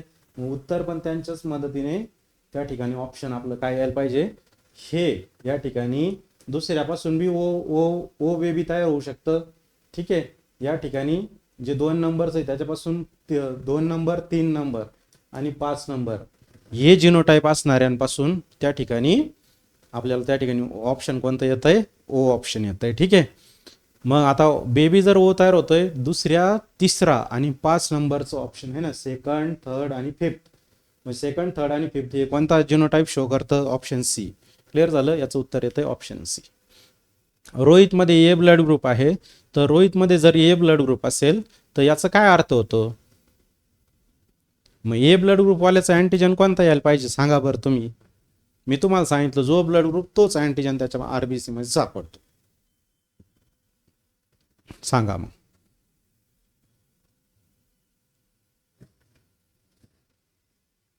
सांगा बरं याचं उत्तर काय यायला पाहिजे? रोहितचा ब्लड ग्रुप ए, याचा अर्थ काय होतो? मी तुम्हाला सांगितलं ना, ए ब्लड ग्रुप कशाला म्हणशान की त्याच्याकडे अँटीजन हा काय सापडन? अँटीजन ए सापडन. बी ब्लड ग्रुप कोणाला म्हणशान तर त्याच्याकडे अँटीजन कोणता सापडन? बी. ए बी ब्लड ग्रुप कोणाला म्हणशान तर त्याच्याकडे ए बी अँटीजन सापडन. मग सांगा बरं आता रोहितचा जर ब्लड ग्रुप ए असेल तर ऑप्शन काय यायला पाहिजे?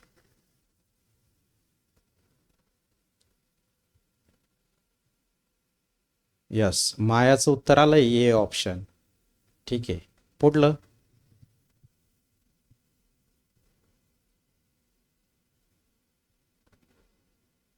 श्रेयाचं उत्तर याचं बी ऑप्शन येत आहे. अँटीजन कुठं असतो पण नेहमी ध्यानात घ्यायचं बरं का, अँटीजन हा आरबीसी वरती असतोय. ओके. या प्लाझ्मामध्ये अँटीबॉडी असते. प्लाझ्मामध्ये कोण असतं? अँटीबॉडी असते. चला सांगा पटकन पटकन. अक्षय ए ऑप्शन कडे गेलाय. अक्षय, माया ए ऑप्शन कडे गेली आहे. श्रेया बी ऑप्शन कडे गेली आहे. चला आता आणखी. समीक्षा ए ऑप्शन कडे गेली आहे. समीक्षा.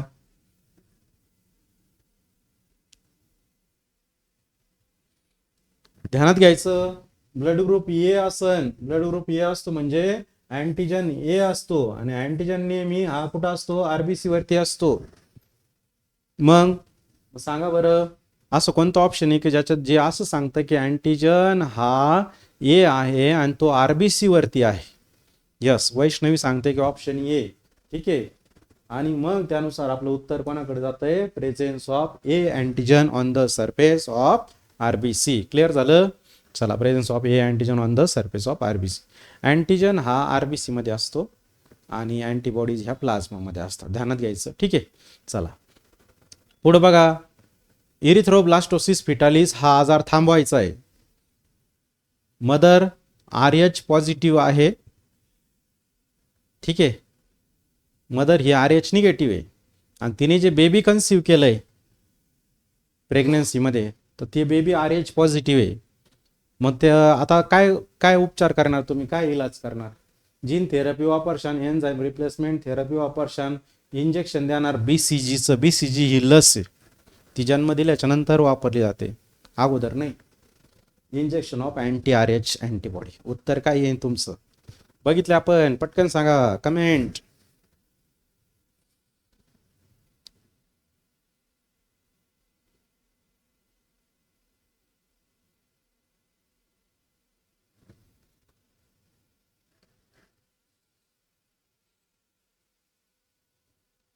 चला, माया ही डी ऑप्शन कडे गेली आहे. मायाचं ऑप्शन डी आहे. आरती, श्रेया यांनी पण ऑप्शन दिलेले पण ते अगोदरच्या क्वेश्चनचे दिलेले आहेत. चला, यस. बर, समीक्षाचं म्हणणं आहे की सर दोन्ही पण आर एच पॉझिटिव्ह आहे. क्वेश्चन मध्ये आपण थोडासा चेंज करू मग. Okay. To prevent erythroblastosis fetalis disease the R H है ना, इथं काय यायला पाहिजे होतं?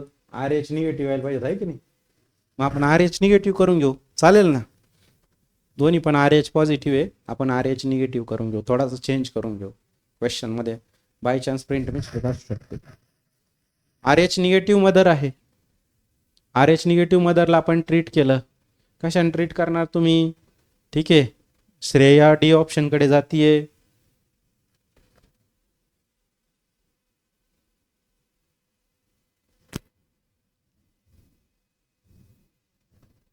मग याचं उत्तर काय येतंय, तर त्या मदरला आपल्याला कशाचं इंजेक्शन द्यावं लागेल, अँटी RH अँटीबॉडीचं. म्हणजे त्या त्या मदरमध्ये अक्षय पण डी ऑप्शनकडे गेलाय, श्रेया डी ऑप्शनकडे. Yes, right. ठीक आहे, चला नेक्स्ट कंडिशन आता आपण बघतोय. हां, यामध्ये pneumonitis, loss of appetite, weight loss, eosinophilia हे आजार त्या ठिकाणी आपल्याला बघायला मिळतात. मोड ऑफ ट्रान्समिशन आहे फूडच्या मदतीने ते ॲस्केरियासिस आपल्याला त्या ठिकाणी बघायला मिळतं. चला पुढं डायग्नोसिस आणि ट्रीटमेंट आहे ना, स्टूलचं एक्झामिनेशन करायचं आहे ना. कशाचं एक्झामिनेशन करायचं, स्टूलचं. हा ॲस्केरियासिस आजार ओळखायचा असेल तर अँटी हेल्मिन ड्रग द्यायचे. वर्म जे असतात त्यांना मारण्याचं औषध कोणतं, वर्मला आपण हेल्मिंथ म्हणतो आहे ना. कोणकोणते औषध द्यायचे, पायपेराझिन, मेबेंडाझोल, लिओमॅसिमोल, पायरॅन्टॉल आहे ना. हे ॲस्केरिस लुमरिकॉइड विरुद्ध इफेक्टिव्ह आहे. क्लिअर. आता प्रिव्हेन्शन आणि कंट्रोल कसं करायचं, ओपन स्पेसमध्ये डिफेसिएशन थांबवायचं आहे ना. हायजेनिक हॅबिट वापरायच्या, washing of hands with water and soap after toilet using आहे ना. व्हेजिटेबल प्रॉपरली कुक आणि वॉश करूनच ईट करायचे. ठीक आहे. ही त्या ठिकाणी त्याची सायकल सांगितलेली आहे. स्वॅलो केलं जातं मॅनने, इंटेस्टाईनमध्ये जातं, ब्लडमधून हार्ट, लंग्स, ट्रॅकिया, फॅरिंग्स, इसोफॅगस. या इसोफॅगसमध्ये ते इंटेस्टाईनमध्ये ते वर्म वाढतात आहे ना, ते अंडी देतात. अंडी दिल्याच्या नंतर ती अंडी त्या स्टूलच्या मदतीने ती मग सॉईलमध्ये जाते. मग सॉईलमध्ये ती त्या ठिकाणी कंटामिनेशन होऊ शकतं.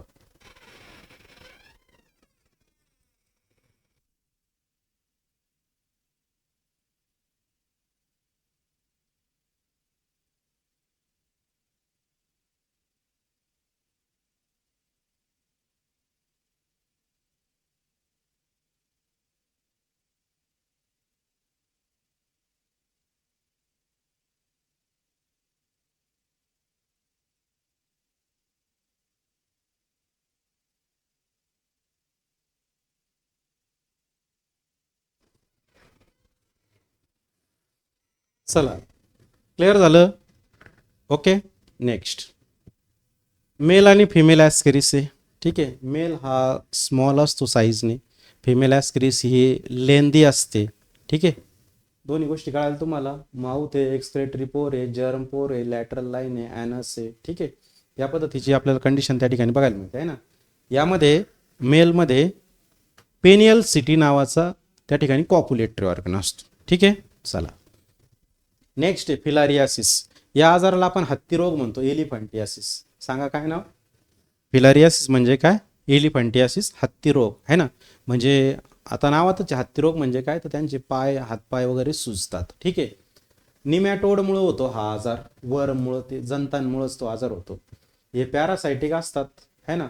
मॉस्किटो बाईटमुळं ते शरीराच्या आतमध्ये एंटर करतात. ठीक आहे, मग या जो फिलारियासिस आहे हा पण या ठिकाणी डिव्हाइड केला आहे ना, लिम्फॅटिक फिलारियासिस. लिम्फ जे असतात त्या लिम्फचा आजार म्हणजे लिम्फॅटिक फिलारियासिस. सबक्युटानासियस फिलारियासिस म्हणजे स्किनचा वरचा लेअर आहे ना, फक्त स्किनचा लेअर. लोआ लोआ मान्सोनेला नावाच्या प्रजाती, कोणत्या, लोआ लोआ आणि मान्सोनेला नावाच्या प्रजाती यांच्यापासून हा आजार होतो, सबक्युटानेस फिलारियासिस. ठीक आहे, आणि नंतरचा आहे सेरस फिलारियासिस, ॲबडॉमिनल फिलारियासिस है ना, मॉन्सोनेला है ना, यापासून तो आपल्याला बघायला मिळतो. लिम्फॅटिक फिलारियासिस जो घडून येतो तो वाउचेरिया बॅनक्रॉफ्टी है ना, कोणते, वाउचेरिया बॅनक्रॉफ्टी, ब्रुजिया मलाई, ब्रुजिया तिमोरी है ना. कोण कोण, वाउचेरिया बॅनक्रॉफ्टी, ब्रुजिया मलाई, ब्रुजिया तिमोरी या तिघांपासून हा लिम्फॅटिक फिलारियासिस आपल्याला बघायला मिळतो. ठीक आहे, याचे सायन्स अँड सिम्पटम्स, इडेमा, हत्तीसारखे हातपाय सुजतात. कशासारखे, हत्तीसारखे. वाउचेरिया बॅनक्रॉफ्टी जो आहे तो लेग्स वरती, आर्म वरती, ब्रेस्ट आणि स्क्रॉटम वरती हा मुख्य प्रमाणे परिणाम करतो. लिम्फॅटिक फिलारियासिस मध्ये जे वर्म असतात तर ते लिम्फॅटिक सिस्टम वरती त्या ठिकाणी काय काम करतात है ना. लिम्फॅटिक सिस्टम मध्ये कोणी, लिम्फ वेसल्स येईन, नोड येईन, इथं असणारे टॉन्सिल्स येतील. टॉन्सिल हे बी कशाचा भाग आहे, तर लिम्फचाच भाग आहे. क्लिअर. मग लिम्फचा भाग कोणकोणते सांगा, lymph vessels, lymph node, tonsils. ठीक आहे, लिम्फॅटिक फिलारियासिस आहे. मग लिम्फॅटिक फिलारियासिसमध्ये ऑर्गन जे असतात हे स्वेलन अप होतात, म्हणजे सुजतात. कशासारखे? As like the legs of elephant, आहे ना, हत्तीच्या पायासारखे ते सुजतात. मग म्हणून याला आपण काय म्हणतो? लिम्फॅटिक फिलारियासिस, म्हणजे हत्ती रोग असं आपण त्याला म्हणतो. लिम्फ इडेमा आहे बघा, lymph edema, accumulation of lymph in the tissue cause swelling. Hydrocele म्हणजे टेस्टीज ह्या एनलार्ज होतात लिम्फॅटिक फ्लुइडमुळे. ठीक आहे, दोन गोष्टी हां. लिम्फ इडेमा काय? Accumulation of lymph. दुसरं हायड्रोसिल, टेस्टीज काय होतील? स्वलन अप होतील. ठीक आहे. मोड ऑफ ट्रान्समिशन आहे ना, वाउचेरिया बँक्रॉप्टीमुळे हा आजार होतो. वाउचेरिया बँक्रॉप्टी हे फिमेल क्युलेक्स मॉस्किटोमध्ये बसतात आणि ते मग ट्रान्सफर होतं, आहे ना. मग यामध्ये ही लार्वी त्या ह्युमन बॉडीमध्ये जाते, मग ती स्किनला काय करते? स्किनला स्वेलन अप करते. हा आजाराचा इन्क्युबेशन पिरियड आहे 8 to 16 मंथ. म्हणजे आज जर फिमेल क्युलेक्स मॉस्किटो जर चावलं आपल्या बॉडीमध्ये, जर तो वाउचेरिया बँक्रॉप्टी जर आला, तर 8 ते 16 महिन्यानंतर तो आजार तुम्हाला पाहायला मिळेल. मग त्याला आपण म्हणतो इन्क्युबेशन पिरियड. ओके. डायग्नोसिस आणि ट्रीटमेंट. डायइथिल कार्बामाइन हे यावरती 3 आठवडे वापरायचं आणि नंतर 5 दिवस 6 महिने वापरायचं. ही त्याच्यावरती ट्रीटमेंट आहे. हा आजार कसा थांबवायचा? मच्छरांमुळे होतं. मग काय करायचं? मॉस्किटो नेट वापरायचे, इन्सेक्ट रिपेलंट वापरायचं. ठीक आहे. नंतर नेक्स्ट कंडिशन बघा. या ठिकाणी वाउचेरिया बँक्रॉप्टी आहे, याची आपल्याला त्या ठिकाणी डायग्राम सांगितलेली आहे. ठीक आहे. चला नेक्स्ट कंडिशन. टायफॉइड फिवर आहे ना. टायफॉइड फिवर करता एकच ट्रिक ध्यानात ठेवायची, सलमान खानला टायफॉइड झाला होता, है ना. म्हणजे कसं आपल्याला लगेच ध्यानात येतं, सलमान खानला टायफॉइड झालाच आहे ना. सलमान म्हणजे साल्मोनेला. ओके. सलमान म्हणजे कोण? साल्मोनेला. टायफॉइड झाला म्हणजे कोण? टायफॉइड कोणामुळे होतो? मग साल्मोनेला टायफीमुळं. हा कसा बॅक्टेरिया आहे? Gram negative bacteria. कसा बॅक्टेरिया आहे? Gram negative bacteria. इंटेस्टाईन मध्ये तो सापडतो इन्फेक्टेड पर्सनच्या. त्याच्याकडे ओ अँटीजन असतं. ओ अँटीजन मध्ये लायपोपॉलिसॅकराइड्स असतात. कोण असतं? लायपोपॉलिसॅकराइड्स. त्याच्या फ्लॅजेलामध्ये एच नावाचा अँटीजन असतो. मग म्हणजे तुम्हाला समजलं बघा, किती अँटीजन आहे? 2. एकाच नाव काय? ओ, दुसऱ्याचं नाव काय? H antigen. ठीक आहे. पुढं आपण बघतोय आता आपल्याला या ठिकाणी काही क्वेश्चन्स आले, है ना. Lymph edema that is the accumulation of lymph fluid in a tissue causing swelling in. सांगा बरं. लिम्फ इडेमा, इडेमा म्हणजे काय? सूज. मग सांगा बरं, सूज कोणत्या आजारामध्ये येते? 1, 2, 3 का 4? अमिबियासिसमध्ये सूज येते का? मलेरियामध्ये सूज येते का? फिलारियासिसमध्ये सूज येते का? आस्टेरियासिसमध्ये सूज येते का? सांगा, द्या उत्तर पटकन.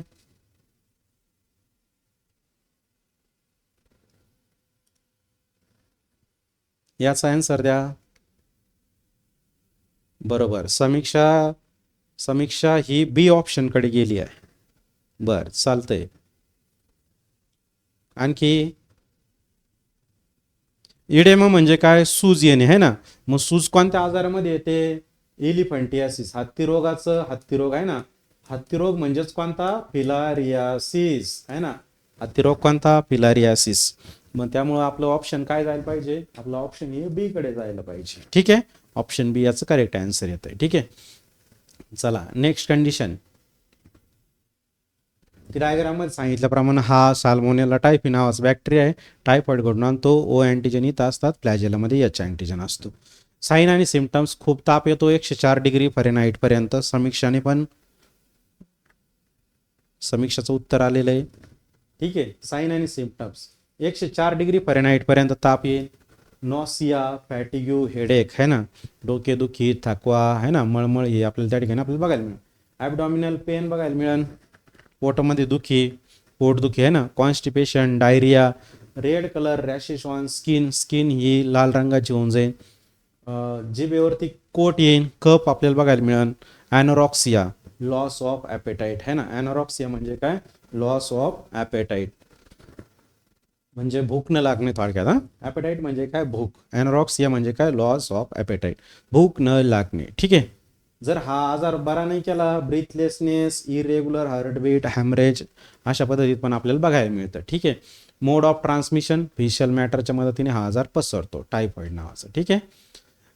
पुढं या आजाराकरता जी टेस्ट वापरली जाते ती टेस्ट असते विडाल टेस्ट. कोणती टेस्ट असते? Widal test. टायफॉइडवर कोणती टेस्ट वापरायची? मग विडाल टेस्ट. समजले? ACT कोणाकरता? मलेरिया करता. ठीक आहे. हा आता हा टायफॉइड जो आहे तर या काही कधी कधी गॉल ब्लॅडर पण काढून घ्यावं लागतं त्या व्यक्तीचं सेव्हिअर केसेसमध्ये. मग कोणत्या आजारामध्ये गॉल ब्लॅडर काढून घ्यावं लागतं? तर उत्तर येईल टायफॉइड. कोणतं अँटीबायोटिक वापरायचं? क्लोरोमायसिटीन है ना. मग WHO ने टायफॉइडच्या काही लसी दिलेल्या आहे. मग कोणकोणत्या? ओरल TY21A, इंजेक्टेबल टायफॉइड है ना, पॉलिसॅकराइड वॅक्सिन. मग ती काय म्हणून मार्केटमध्ये विकली जाते? टायफेम 6 अँड टायफेरिक्स. ठीक आहे. सांगा बरं मग टायफॉइडच्या 2 लसींचे नावं. जी माउथमधून घेतली जाते ओरली. ओरली कोणती? TY21A. आणि इंजेक्शनच्या मदतीने ज्या वापरल्या जातात त्या 2 कोणत्या? टायफेम 6 आणि टायफेरिक्स. समजलं इथपर्यंत? चला नेक्स्ट. निमोनिया आजार. निमोनिया हे लंग्सचं इन्फेक्शन असतं. लंग्समधल्या बी अल्व्हिओलीचं इन्फेक्शन असतं. अल्व्हिओली आठवतंय? बंच ऑफ ग्रेप्स सारखं स्ट्रक्चर. मग या आजाराला आपण काय म्हणतो? निमोनिया. निमोनिया कोणामुळे होतो? व्हायरस, फंगस, पॅरासाइट यांच्यामुळे तो निमोनिया आपल्याला बघायला मिळतो. ठीक आहे. यामध्ये हार्टबर्न आपल्याला बघायला मिळतं. यामध्ये स्ट्रेप्टोकोकस निमोनी नावाचा बॅक्टेरिया, हिमोफिलिस इन्फ्लुएन्झी नावाचा बॅक्टेरिया यांच्यामुळे सुद्धा निमोनिया आपल्याला पाहायला मिळतो. निमोनिया कोणकोणत्या व्हायरसमुळे होतो? निमोनिया हा influenza virus, RSV virus, respiratory syncytial virus, adeno virus आणि पॅरा इन्फ्लुएन्झा व्हायरस यांच्यामुळे आपल्याला निमोनिया झालेला बघायला मिळतो. ठीक आहे. साइन आणि सिम्पटम्स काय काय? येल्लो आणि ग्रीन कलरचं स्पुटम बघायला मिळेल. जास्त ताप येईल, हाय फिवर, शॉर्टनेस ऑफ ब्रीथ असेल, चेस्ट पेन असेल. जेव्हा तुम्ही जास्त डीप श्वास घेणार, डीप ब्रीथ करणार, तेव्हा तुम्हाला या गोष्टी बघायला मिळते. लॉस ऑफ ॲपेटाईट असेल, भूक लागणार नाही, फॅटिग्यू असेल, हेडेक असेल, vomiting, joint pain, muscle x, हे सगळे कशाचे लक्षण आहेत? तर या आजाराचे तुम्हाला त्या ठिकाणी लक्षण बघायला मिळतील निमोनिया आजाराचे. ठीक आहे. मोड ऑफ ट्रान्समिशन. हा निमोनिया जो आहे हा स्प्रेड होतो डायरेक्ट पर्सन टू पर्सन. म्हणून त्या ठिकाणी सांगितलं जातं always cover your mouth when you are coughing. समजलंय? क्लिअर? कारण हा आजार कसा आहे? माउथ टू माउथ पर्सन होतो. ठीक आहे. पुढं डायग्नोसिस आणि ट्रीटमेंट. मग डायग्नोसिस आणि ट्रीटमेंटमध्ये या ठिकाणी pathogen leading to the disease याकरता आपल्याला ट्रीटमेंट जी वापरायची तर अँटीबायोटिक, बेन्झिल पेनिसिलियम, ॲम्पिसिलिन, क्लोरोमफेनिकॉल हे इफेक्टिव्ह आहेत. आता या ठिकाणी प्रिव्हेन्शन आणि कंट्रोल कसं करायचं? चिल्ड्रन्स आणि अडल्टमध्ये हिमोफिलिस इन्फ्लुएन्झा, स्ट्रेप्टोकोकस निमोनी हे व्हायरल इन्फेक्शन आपण सगळ्यात सुरुवातीला थांबवायचे आहे. क्लिअर? पुढे बघा आता कॉमन कोल्ड आहे. कॉमन कोल्ड हा रेस्पिरेटरी रिजनचा पार्ट आहे. म्हणजे आपण त्याला थोडक्यात म्हणतो श्वास है ना, श्वास. कॉमन कोल्ड साधी सर्दी है ना. कॉमन कोल्डचं दुसरं नाव काय? नॅसोफॅरेंजिटिस, नाक घसा दुखणे. किंवा त्याचं अजून एक नाव काय? व्हायरल रायनोफॅरेंजिटिस. काय नाव आहे? व्हायरल रायनोफॅरेंजिटिस. अजून काय नाव आहे? ॲक्यूट कोरायझी. काय नाव आहे? मग सांगा बरं कॉमन कोल्डचे नाव काय काय? नॅसोफॅरेंजिटिस, ॲक्यूट व्हायरल रायनोफॅरेंजिटिस, ॲक्यूट कोरायझी. आता हे कोणामुळे होतं? हे व्हायरल आजार आहे ना. कोणामुळे? व्हायरल. कोणकोणते व्हायरल? रायनो व्हायरस आणि कोरोना व्हायरस है ना. कॉमन कोल्ड कोणामुळे होतं? मग रायनो व्हायरस आणि कोरोना व्हायरसमुळं. साईन आणि सिम्पटम्स. आता यामध्ये तुम्हाला सांगता येतं कफ हे, घसा दुखणे, सोअर थ्रोट, नसल कंजेशन, नाक बंद होणे, सर्दी येणे, स्नीझिंग, कंजेक्टिव्हिटीज, डोळे लाल पडणे है ना, मसल रॅशेस, जी स्किन असेल तर ती लाल गुलाबी होणे, फॅटिग्यू, हेडेक, शिवरिंग, थंडी वाजून येणे, लॉस ऑफ ॲपेटाईट, भूक न लागणे, हे सगळ्या गोष्टी तुम्हाला त्या ठिकाणी बघायला मिळतील. मग यामध्ये बुक, कप्स, डोअर नॉब्स है ना, त्या व्हायरल इन्फेक्टेड पर्सनच्या कॉन्टॅक्टमधल्या ज्या बी वस्तू आहेत त्या हेल्दी पर्सनच्या कॉन्टॅक्टमध्ये आल्या तर हा आजार पसरतो. क्लिअर? प्रिव्हेन्शन आणि कंट्रोल आहे. Stay away from that person, cover your mouth with a mask, use handkerchief at a time of coughing. Clear? Alcohol base सॅनिटायझरचा यूज करायचा.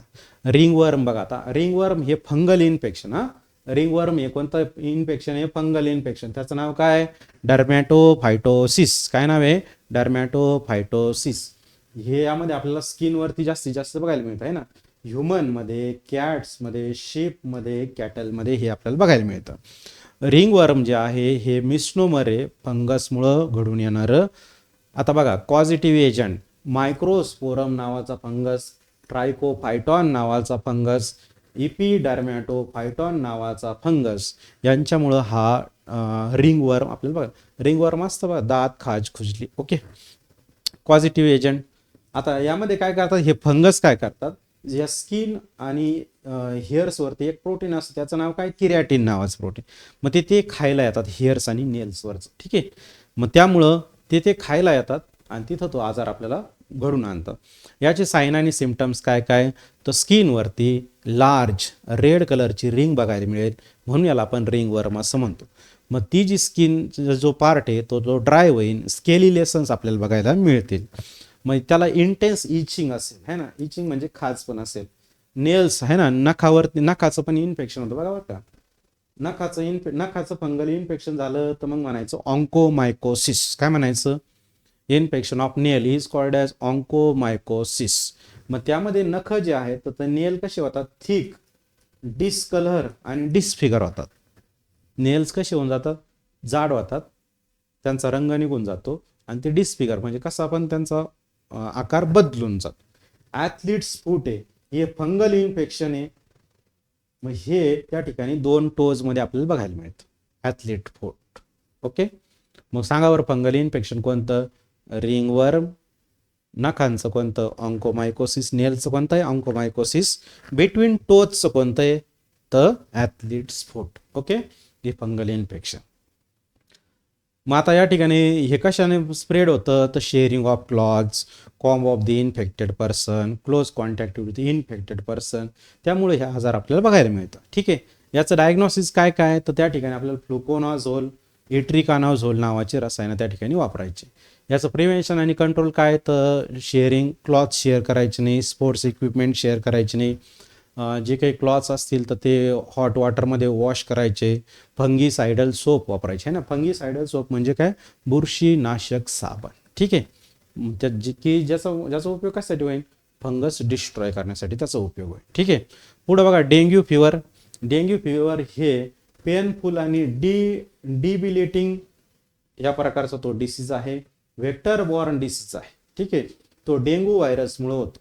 डेंग्यू व्हायरस कसा ट्रान्समिट होतो, इडिस नावाच्या मॉस्किटोमुळं. कोणत्या, इडिस नावाच्या मॉस्किटोमुळे. है ना, आता आपण 3 डिसीजेस पाहिले बघा आतापर्यंत. है ना, मेल मॉस्किटो काही डेंजर नव्हता, पण सगळे डेंजर कोणते होते, फिमेल मॉस्किटो. है ना, मलेरिया कोणत्या, ॲनाफिलस मॉस्किटोमुळं.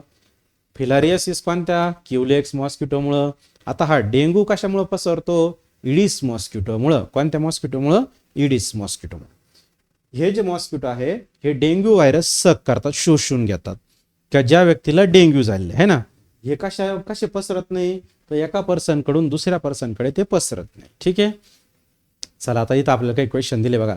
Which of the following organism require 2 host to complete life cycle. सांगा बरं आता याचं उत्तर काय येईल,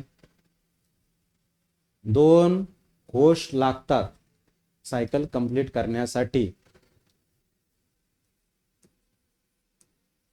प्लाझ्मोडियममुळं मलेरिया होतो आणि मलेरिया होण्यासाठी मॉस्किटो लागतं है ना, आणि अजून कोण लागतं, ह्युमन पण लागतं.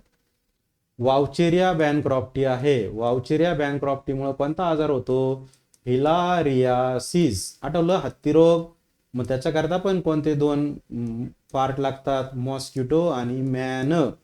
ठीक आहे, एंटामिबा हिस्टोलायटिका आहे, ॲस्कॅरिस आहे, लुम्ब्रिकॉइड्स आहे, ट्रायकोफायटॉन्स आहेत.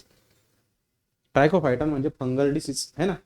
रिंगवर्म आठवलं, रिंगवर्म.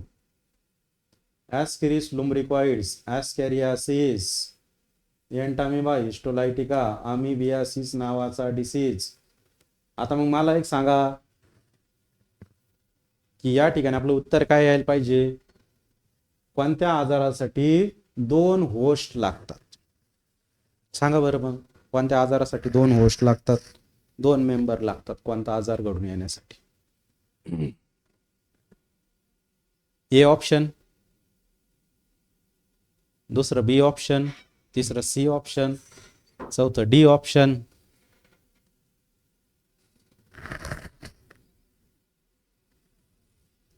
सांगा याचं उत्तर काय यायला पाहिजे. मॉस्किटो पण लागतं आणि मॅन पण लागतं. असे डिसीजेस कोणते, मॉस्किटो पण लागतंय आणि मॅन पण लागतंय. तुम्हाला दिलंय मॉस्किटो आणि मॅन. मलेरियाला लागतं. मलेरिया कोणत्या ऑप्शन मध्ये दिलंय? 1 नंबर. फिलारियासिस 2 नंबरच्या ऑप्शन मध्ये दिलंय. मग आता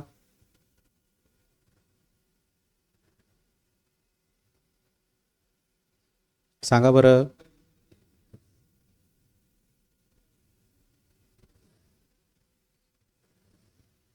मलेरिया घडून आणणारा प्लाझ्मोडियम. प्लाझ्मोडियम आहे 1 नंबरला. फिलारियासिस घडून आणणारा वाउचेरिया पॅनक्रॉप्टी तो आहे 2 नंबरला. मग ह्या दोघांनाच 2 होस्ट लागतात.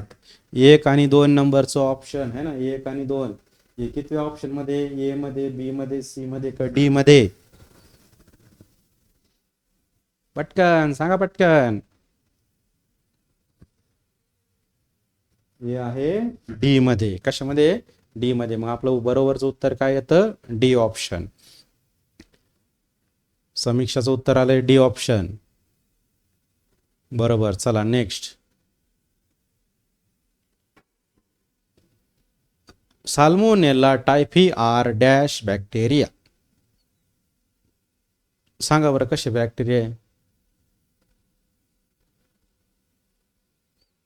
कोणते? Gram negative bacteria. कोणते बॅक्टेरिया आहे? Gram negative bacteria. Option B. पाहिलं ना आपण? ओके. चला नेक्स्ट. नेक्स्ट क्वेश्चन बघा. कॉलम 1 आणि कॉलम 2 मॅच करायचं आहे. श्रेया आनंदचं उत्तर आलेलं आहे. समीक्षाचं उत्तर आलेलं आहे. Option D D. ठीक आहे. चला कॉलम 1 शी कॉलम 2 कनेक्ट करायचा आहे. ठीक आहे. Column 1 connected with column 2.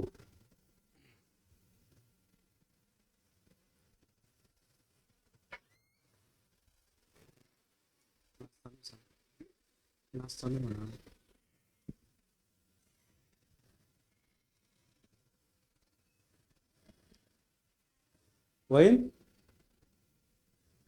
Salman typhoid. 1चं 2चं 3चं 4चं उत्तर. ठीक आहे. 3चं काय आलं? सलमान बरोबर टायफॉइड. सांगा. सलमान बरोबर टायफॉइड म्हणजे 3 बरोबर ए. ओके. 3 बरोबर ए. दुसरं मलेरिया कोणामुळे होतो? प्लाझ्मोडियम म्हणजे 1 बरोबर डी. 1 बरोबर आलं डी. ठीक आहे. डर्मॅटोफायटोसिस. डर्मॅटोफायटोसिसचं 1 बरोबर 2 बरोबर सी. सांगा आता हे ऑप्शन कुठं आहे? किती नंबरला आहे ऑप्शन? 1 बरोबर डी, 2 बरोबर सी, 3 बरोबर ए, 4 बरोबर. 4 बरोबर काय येईल मग? बी येईल. असं ऑप्शन किती नंबरला आहे? 1 बरोबर डी, 2 बरोबर सी, 3 बरोबर ए, 4 बरोबर बी. ऋतुजांचं म्हणणं आहे की ऑप्शन बी. आनंदचं म्हणणं आहे ऑप्शन बी. समीक्षा पण म्हणते ऑप्शन बी. श्रेयाने तर ते मॅच द पेअर्सच दिल्या. ठीक आहे.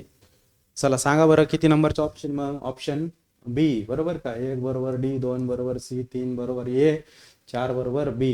क्लिअर. ऑप्शन कोणतं जातं आहे? B option. Transmission of malaria is through. आहे ना. मलेरिया कशाच्या मदतीने ट्रान्सफर होतो?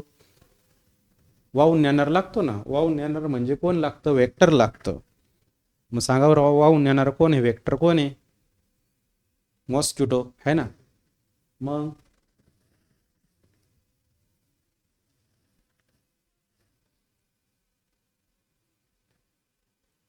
मलेरिया कशाच्या मदतीने ट्रान्सफर होतो?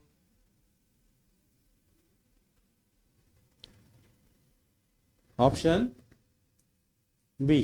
वेक्टर कोणता लागतो? Female anopheles. कोणता वेक्टर लागतो मलेरिया करता? फिमेल अनाफिलस.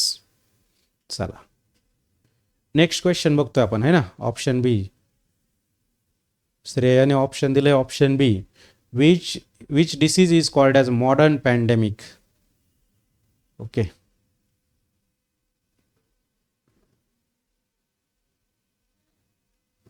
आता हा पॉईंट आपल्याला बघायचा आहे. पण एड्स हा पॅन्डेमिक डिसीज आहे म्हणजे पूर्ण जगामध्ये पसरलेला आहे. ठीक आहे. कोणता डिसीज? पॅन्डेमिक, मग एड्स. ठीक आहे. चला नेक्स्ट कंडिशन. आता इथं बघा, वाउचेरिया बॅनक्रॉफ्टी जो आहे हा मोल्टिंग कंडिशन मध्ये जातो 2 टाइम्स, है ना. कशामध्ये जातो? 2 टाइम्स मोल्टिंग कंडिशन मध्ये. मग मोल्टिंग कंडिशन मध्ये तो कोणामध्ये जातो? तर कोणत्या मॉस्किटोमुळे पसरतं? क्युलेक्स मॉस्किटोमुळे. कोणत्या मॉस्किटोमुळे? क्युलेक्स मॉस्किटो, है ना. आता तुम्हाला 2 गोष्टी मी लिहून देतो, त्या गोष्टी ध्यानात घ्यायच्या. इथं मी तुम्हाला डिसीज सांगतो बरं का, डिसीज, आणि इकडे मी तुम्हाला वेक्टर सांगतो की ते कशाच्या मदतीने पसरतात. मग पहिलं सांगा बरं. पहिला पसरला होता मलेरिया, बरोबर का. मलेरिया करता कोणतं वेक्टर लागला होता? ॲनाफेलस, है ना. आठवलं? ॲनाफेलस. दुसरं बघा, फिलारियासिस. दुसरा कोणता आहे? फिलारियासिस. फिलारियासिस कसा पसरला? तर क्युलेक्स मॉस्किटोच्या माध्यमातून, है ना. कशाच्या मदतीने? क्युलेक्स मॉस्किटोच्या मदतीने. ठीक आहे. ॲनाफिलस आहे, फिलारियासिस क्युलेक्स मॉस्किटोच्या मदतीने. चला क्लिअर झालं. फिलारियासिस म्हणजे कोण? हत्तीरोग. हत्तीरोगाचं कॉजल ऑर्गॅनिझम कोणता आहे? वाउचेरिया बॅनक्रॉफ्टी. ठीक आहे. चला नेक्स्ट बघा, which one of the following action helps in the transmission of HIV. Clear. HIV कसा पसरतो? ठीक आहे. मग HIV कसा पसरतो, है ना. इन्सेक्ट बाईटमुळे पसरत नाही, तर तो ब्लड ट्रान्सफ्युजनने पसरतो, है ना. ब्लड जर ट्रान्सफर केलंय तर हा आजार पसरतो, ब्लड ट्रान्सफ्युजन. HIV म्हणजे काय? एड्स. कोणता? फंगल डिसीज नाही आहे. Which is not a fungal disease?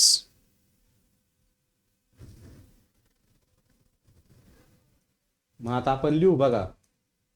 ऑन्कोमायकोसिस म्हणजे काय? Fungal infection of nails. आठवलं? नखांचं इन्फेक्शन. दुसरं बघा, athletes foot, fungal infection of toes. 2 बोटामध्ये जर कधी फंगल इन्फेक्शन जर झालं त्याला आपण काय म्हणू? ॲथलीट्स फूट असं म्हणू. डर्मॅटोफायटोसिस, याला आपण रिंग वर्म असं म्हणतो, आहे की नाही. काय म्हणतो याला आपण? रिंग वर्म, है ना. दात, खाज, खुजली, लेसन्स. क्लिअर. मग आता याचं उत्तर काय यायला पाहिजे की कोणता फंगल इन्फेक्शन नाही? तर हे वरचे 3 फंगल इन्फेक्शन आहे. ठीक आहे. फक्त एलिफंटियासिस हे काही फंगल इन्फेक्शन नाहीये, बरोबर का. एलिफंटियासिस फंगल इन्फेक्शन नाहीये. ठीक आहे. आपल्याला काय विचारलं? फंगल इन्फेक्शन नाही असं सांगा. मग याचं उत्तर काय येतं? तर डी, एलिफंटियासिस हे काही फंगल इन्फेक्शन नाहीये. क्लिअर. चला, सिरियस मलेरिया कोण पसरतं? ज्याचं नाव जास्त मोठं आहे तो सिरियस मलेरिया पसरवतो. याचं उत्तर आता मला तुमच्याकडून अपेक्षित आहे.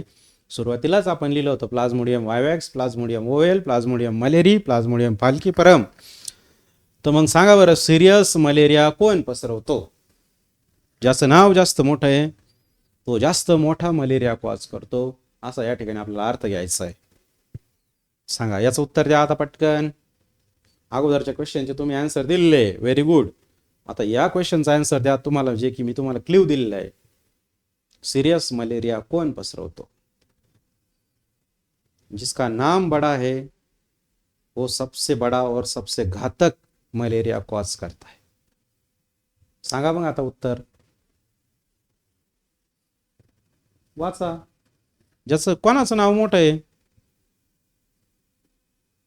मग त्याच्यापासून सिरियस मलेरिया कॉज होतो. तुम्ही अगोदर त्याचं उत्तर पण दिलेलं नाही सांगता येत. नाव आज आणखी मोठं नाव. यस, काय आहे? Option D. मायाचं उत्तर आलंय ऑप्शन डी. ऑप्शन डी म्हणजे कोण? प्लाझ्मोडियम फाल्कीपरम. समीक्षाचं उत्तर आलंय ऑप्शन डी. संस्कृतीचं उत्तर आलंय ऑप्शन डी, की तो सिरियस मलेरिया कॉज करतो. ठीक आहे. Next question. चला आता नेक्स्ट क्वेश्चन बघा. लार्वी ॲस्केरिसची passing through the various organs of human body settle in the adult stage. Ascaris जी आहे, ॲस्केरिस जी काही लार्वी असते ही वेगवेगळ्या ऑर्गनमधून जाते आणि कशामध्ये ती सेटल होते, है ना. मी तुम्हाला इंटेस्टाईन सांगितलं, आठवतं? मग इंटेस्टाईन हा कोणत्या सिस्टमचा पार्ट आहे? डायजेस्टिव्ह सिस्टमचा. याचं उत्तर काय येतं मग? Option D. काय आन्सर येतंय? Option D. ठीक आहे. क्लिअर झालं? चला, इथपर्यंत कोणाला काही डाऊट्स आहे का? असतील तर सांगा. ओके, नवीन टॉपिक आपण स्टार्ट करतोय बघा. ट्यूमर आहे, लम्स तयार होणे किंवा मास ऑफ टिश्यू तयार होणे. Uncontrol growth of cell is called as tumours. Okay, सेलची ग्रोथ वाढतच जाते. नॉर्मली एका लिमिटपर्यंत ग्रोथ होते, नंतर थांबते. पण कधी कधी सेलची ग्रोथ होतच जाते, ती थांबत नाही. मग त्याला आपण काय म्हणतो? त्याला आपण ट्यूमर म्हणतो, आहे ना. जवळपास 100 टाईपचे कॅन्सर आतापर्यंत ओळखण्यात आलेले आहे. जे लोक कॅन्सरचा स्टडी करतात, ट्रीटमेंट, डायग्नोसिस, है ना, the researcher who study diagnosis, treatment and prevention of cancer is called as oncologist. त्यांना काय म्हणायचं मग? ऑन्कोलॉजिस्ट असं म्हणायचं. ठीक आहे. When cancerous cell uncontrollably grow and form new lumps, है ना. एका ठिकाणी कॅन्सरची सेल तयार झाली तर ती तिथून परत पुढं जाणे, है ना, तिथून परत पुढं जाणे आणि असे मास ऑफ सेल किंवा मास ऑफ टिश्यू तयार होणे, याला मग म्हणायचं न्यूओप्लाझम. याला काय म्हणायचं? न्यूओप्लाझम. न्यूओप्लाझम म्हणजे कॅन्सरच्या सेल एका ठिकाणाहून दुसऱ्या ठिकाणी जाणे, है ना, अनकंट्रोलेबली ग्रो होणे कॅन्सरस सेल. मग याला आपण काय म्हणतो? न्यूओप्लाझम म्हणतो, आहे ना. हे न्यूओप्लाझम फक्त कोणामध्ये घडून येत नाही? ल्युकेमियामध्ये घडून येत नाही. ल्युकेमिया म्हणजे काय? ब्लड कॅन्सर आहे. ब्लड कॅन्सरमध्ये घडून येत नाही. यामध्ये दुसरी महत्त्वाची गोष्ट जी आहे, आता आपण या ट्यूमरचे 2 टाईप्स पाहतो, बेनिंग ट्यूमर्स आणि नॉन बेनिंग किंवा नॉन मॅलिग्नंट टाईप्स. ठीक आहे, बघा. बेनिंग ट्यूमर आहे ना, these tumors form and stay at only one place which shows limited growth. त्यांची ग्रोथ कशी राहते? लिमिटेड ग्रोथ असते. ते मेटास्टेसिस शो करत नाही. मग त्याला काय म्हणायचं? त्याला म्हणायचं बेनिंग ट्यूमर्स. त्याला काय म्हणायचं? Benign tumours.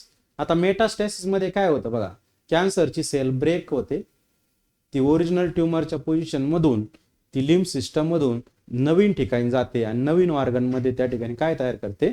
न्यू ट्यूमर त्या ठिकाणी फॉर्म करते. मग त्याचं एक्झाम्पल काय आहे? ब्रेन ट्यूमर आहे. काय एक्झाम्पल त्याचं? Brain tumour. मेटास्टेसिसचं एक्झाम्पल काय मग? Brain tumour. ठीक आहे. Benign tumour sometime becomes malignant. ते कधी कधी मॅलिग्नंट असतं, है ना. मग मॅलिग्नंट कोणत्या फॉर्ममध्ये? ॲडिनोमा फॉर्ममध्ये. कोणत्या फॉर्ममध्ये? ॲडिनोमा, फायब्रॉइड फॉर्ममध्ये ते आपल्याला बघायला मिळतं. ठीक आहे. आता या ठिकाणी तुम्हाला बेनिंग ग्रोथ आणि नॉन बेनिंग ग्रोथ त्या ठिकाणी तुम्हाला बघायला मिळते. ठीक आहे, क्लिअर. आता बेनिंग आहे, सेल जसेच तशा आहे. इकडं मॅलिग्नंटमध्ये सेल ह्या खराब होत जातात. काय होत जातं? या ठिकाणी सेल ह्या खराब होत जातात. मॅलिग्नंट ट्यूमर बघा, नॉन कॅप्सुलेटेड मास असतं, अनडिफरन्शिएटेड कॅन्सरस सेल, ते मेटास्टॅसिस शो करतात. त्या ब्लड आणि लिम्फच्या मदतीने त्या ट्रान्सफर होतात. त्याचं एक्झाम्पल येतं ब्रेस्ट कॅन्सर. काय एक्झाम्पल येतं? Breast cancer. Uncontrol growth and multiplication of cell which cause harmful tumours is called as cancer, है ना. ग्रोथ होतच जाणार, सेल मल्टिप्लाय होतच जाणार आणि हार्मफुल ट्यूमर त्या ठिकाणी तयार होणार, याला आपण कॅन्सर असं म्हणतो, है ना. कॅन्सरचे प्रकार बघा, कार्सिनोमा, इपिथेलियल सेलचा कॅन्सर म्हणजे कार्सिनोमा होय. Breast cancer, lungs cancer, stomach cancer आणि स्किन कॅन्सर हे त्या कार्सिनोमाचे एक्झाम्पल्स आहे. सार्कोमा, ठीक आहे, कनेक्टिव्ह टिश्यूचा कॅन्सर. कशाच कॅन्सर? कनेक्टिव्ह टिश्यू, बोन्सचा, कार्टिलेजचा, है ना. त्यानंतर फॅटचा, सपोर्टिव्ह टिश्यूचा कॅन्सर, यालाच आपण काय म्हणतो? याला आपण सार्कोमा असं म्हणतो. यामध्ये बोन ट्यूमर्स येतात. बोन ट्यूमरला आपण, बोनचा कॅन्सर म्हणजे काय? ऑस्टिओसार्कोमा. ठीक आहे. मसलचा मायोसार्कोमा. ठीक आहे. कॅन्सर कार्टिलेजचा कॉन्ड्रोसार्कोमा, ॲडिपोजचा लिपोसार्कोमा. ऑस्टिओचा अर्थ बोन होतो, मायोचा अर्थ मसल होतो, कॉन्ड्रोचा अर्थ कार्टिलेज होतो, लिपोचा अर्थ फॅटी ॲसिड होतो म्हणजे ॲडिपोज टिश्यू. लिम्फोमा आहे बघा, है ना. आता तिसरा प्रकार कोणता? लिम्फोमा. लिम्फोमा नावातच आहे, लिम्फ सिस्टमचा कॅन्सर. कशाचा? लिम्फ सिस्टमचा.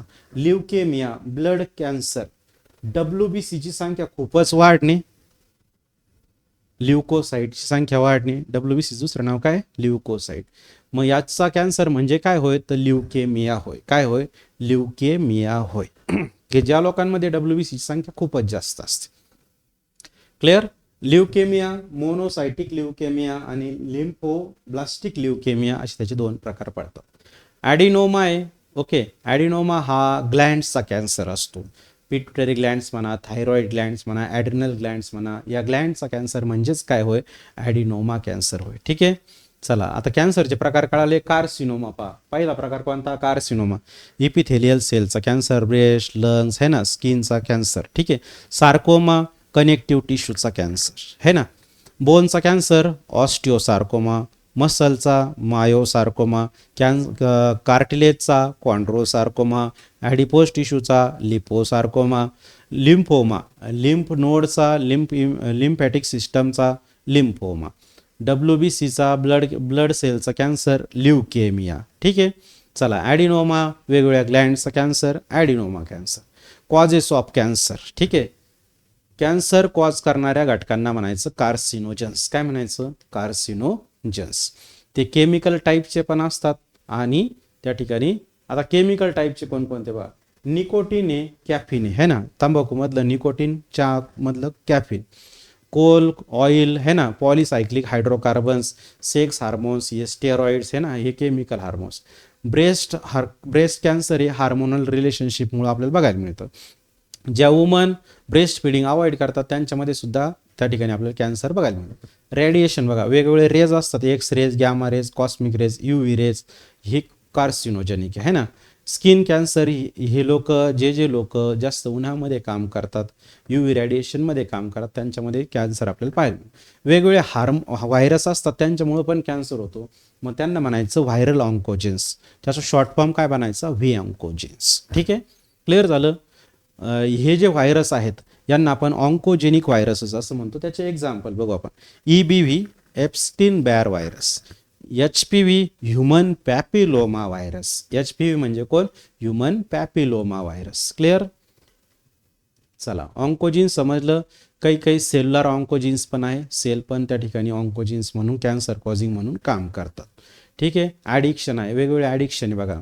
मग ते जसं की सिगारेट असन, स्मोकिंग असन, अल्कोहोल असन है ना, त्यामुळं मग माउथचा, लिप्सचा, लंग्सचा कॅन्सर होतो. अल्कोहोलमुळं कोणता कॅन्सर होतो? इसोचा है ना, इसोफॅगसचा, स्टमकचा, इंटेस्टाईनचा, लिव्हरचा कॅन्सर होतो. ड्रग्ज आहे, मारिज्युएना है ना, हशीश, चरस, गांजा, वेगवेगळे स्टेरॉइड्स आहे ना. मारिज्युएना म्हणजे हशीश, चरस, गांजा, यांच्यामुळे सुद्धा त्या ठिकाणी यांचं ॲडिक्शनमुळे सुद्धा कॅन्सर होतो. ठीक आहे. आता ट्रीटमेंट ऑफ कॅन्सर आहे, हे आपण उद्या बघू. कोणाला काही डाऊट्स असतील तर सांगा, आपण ते डाऊट्स क्लिअर करू. ठीक आहे. आजचं तुम्हाला लेक्चर हे समजलंच असेल. क्वेश्चन्स आपण त्या ठिकाणी सॉल्व केले. तुम्ही आणखी क्वेश्चनची प्रॅक्टिस करा. ठीक आहे. चला, काही डाऊट्स आहे का? डाऊट्स असतील तर टाईप करा कमेंटमध्ये.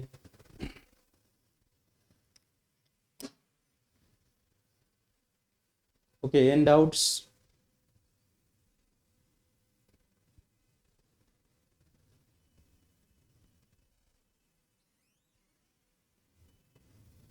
चला, डाऊट्स असतील सांगा.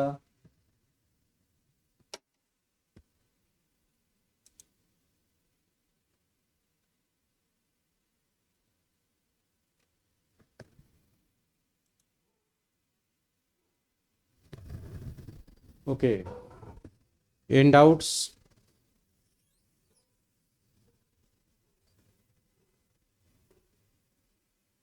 Okay, no doubts. चला, thank you so much. Thank you everyone.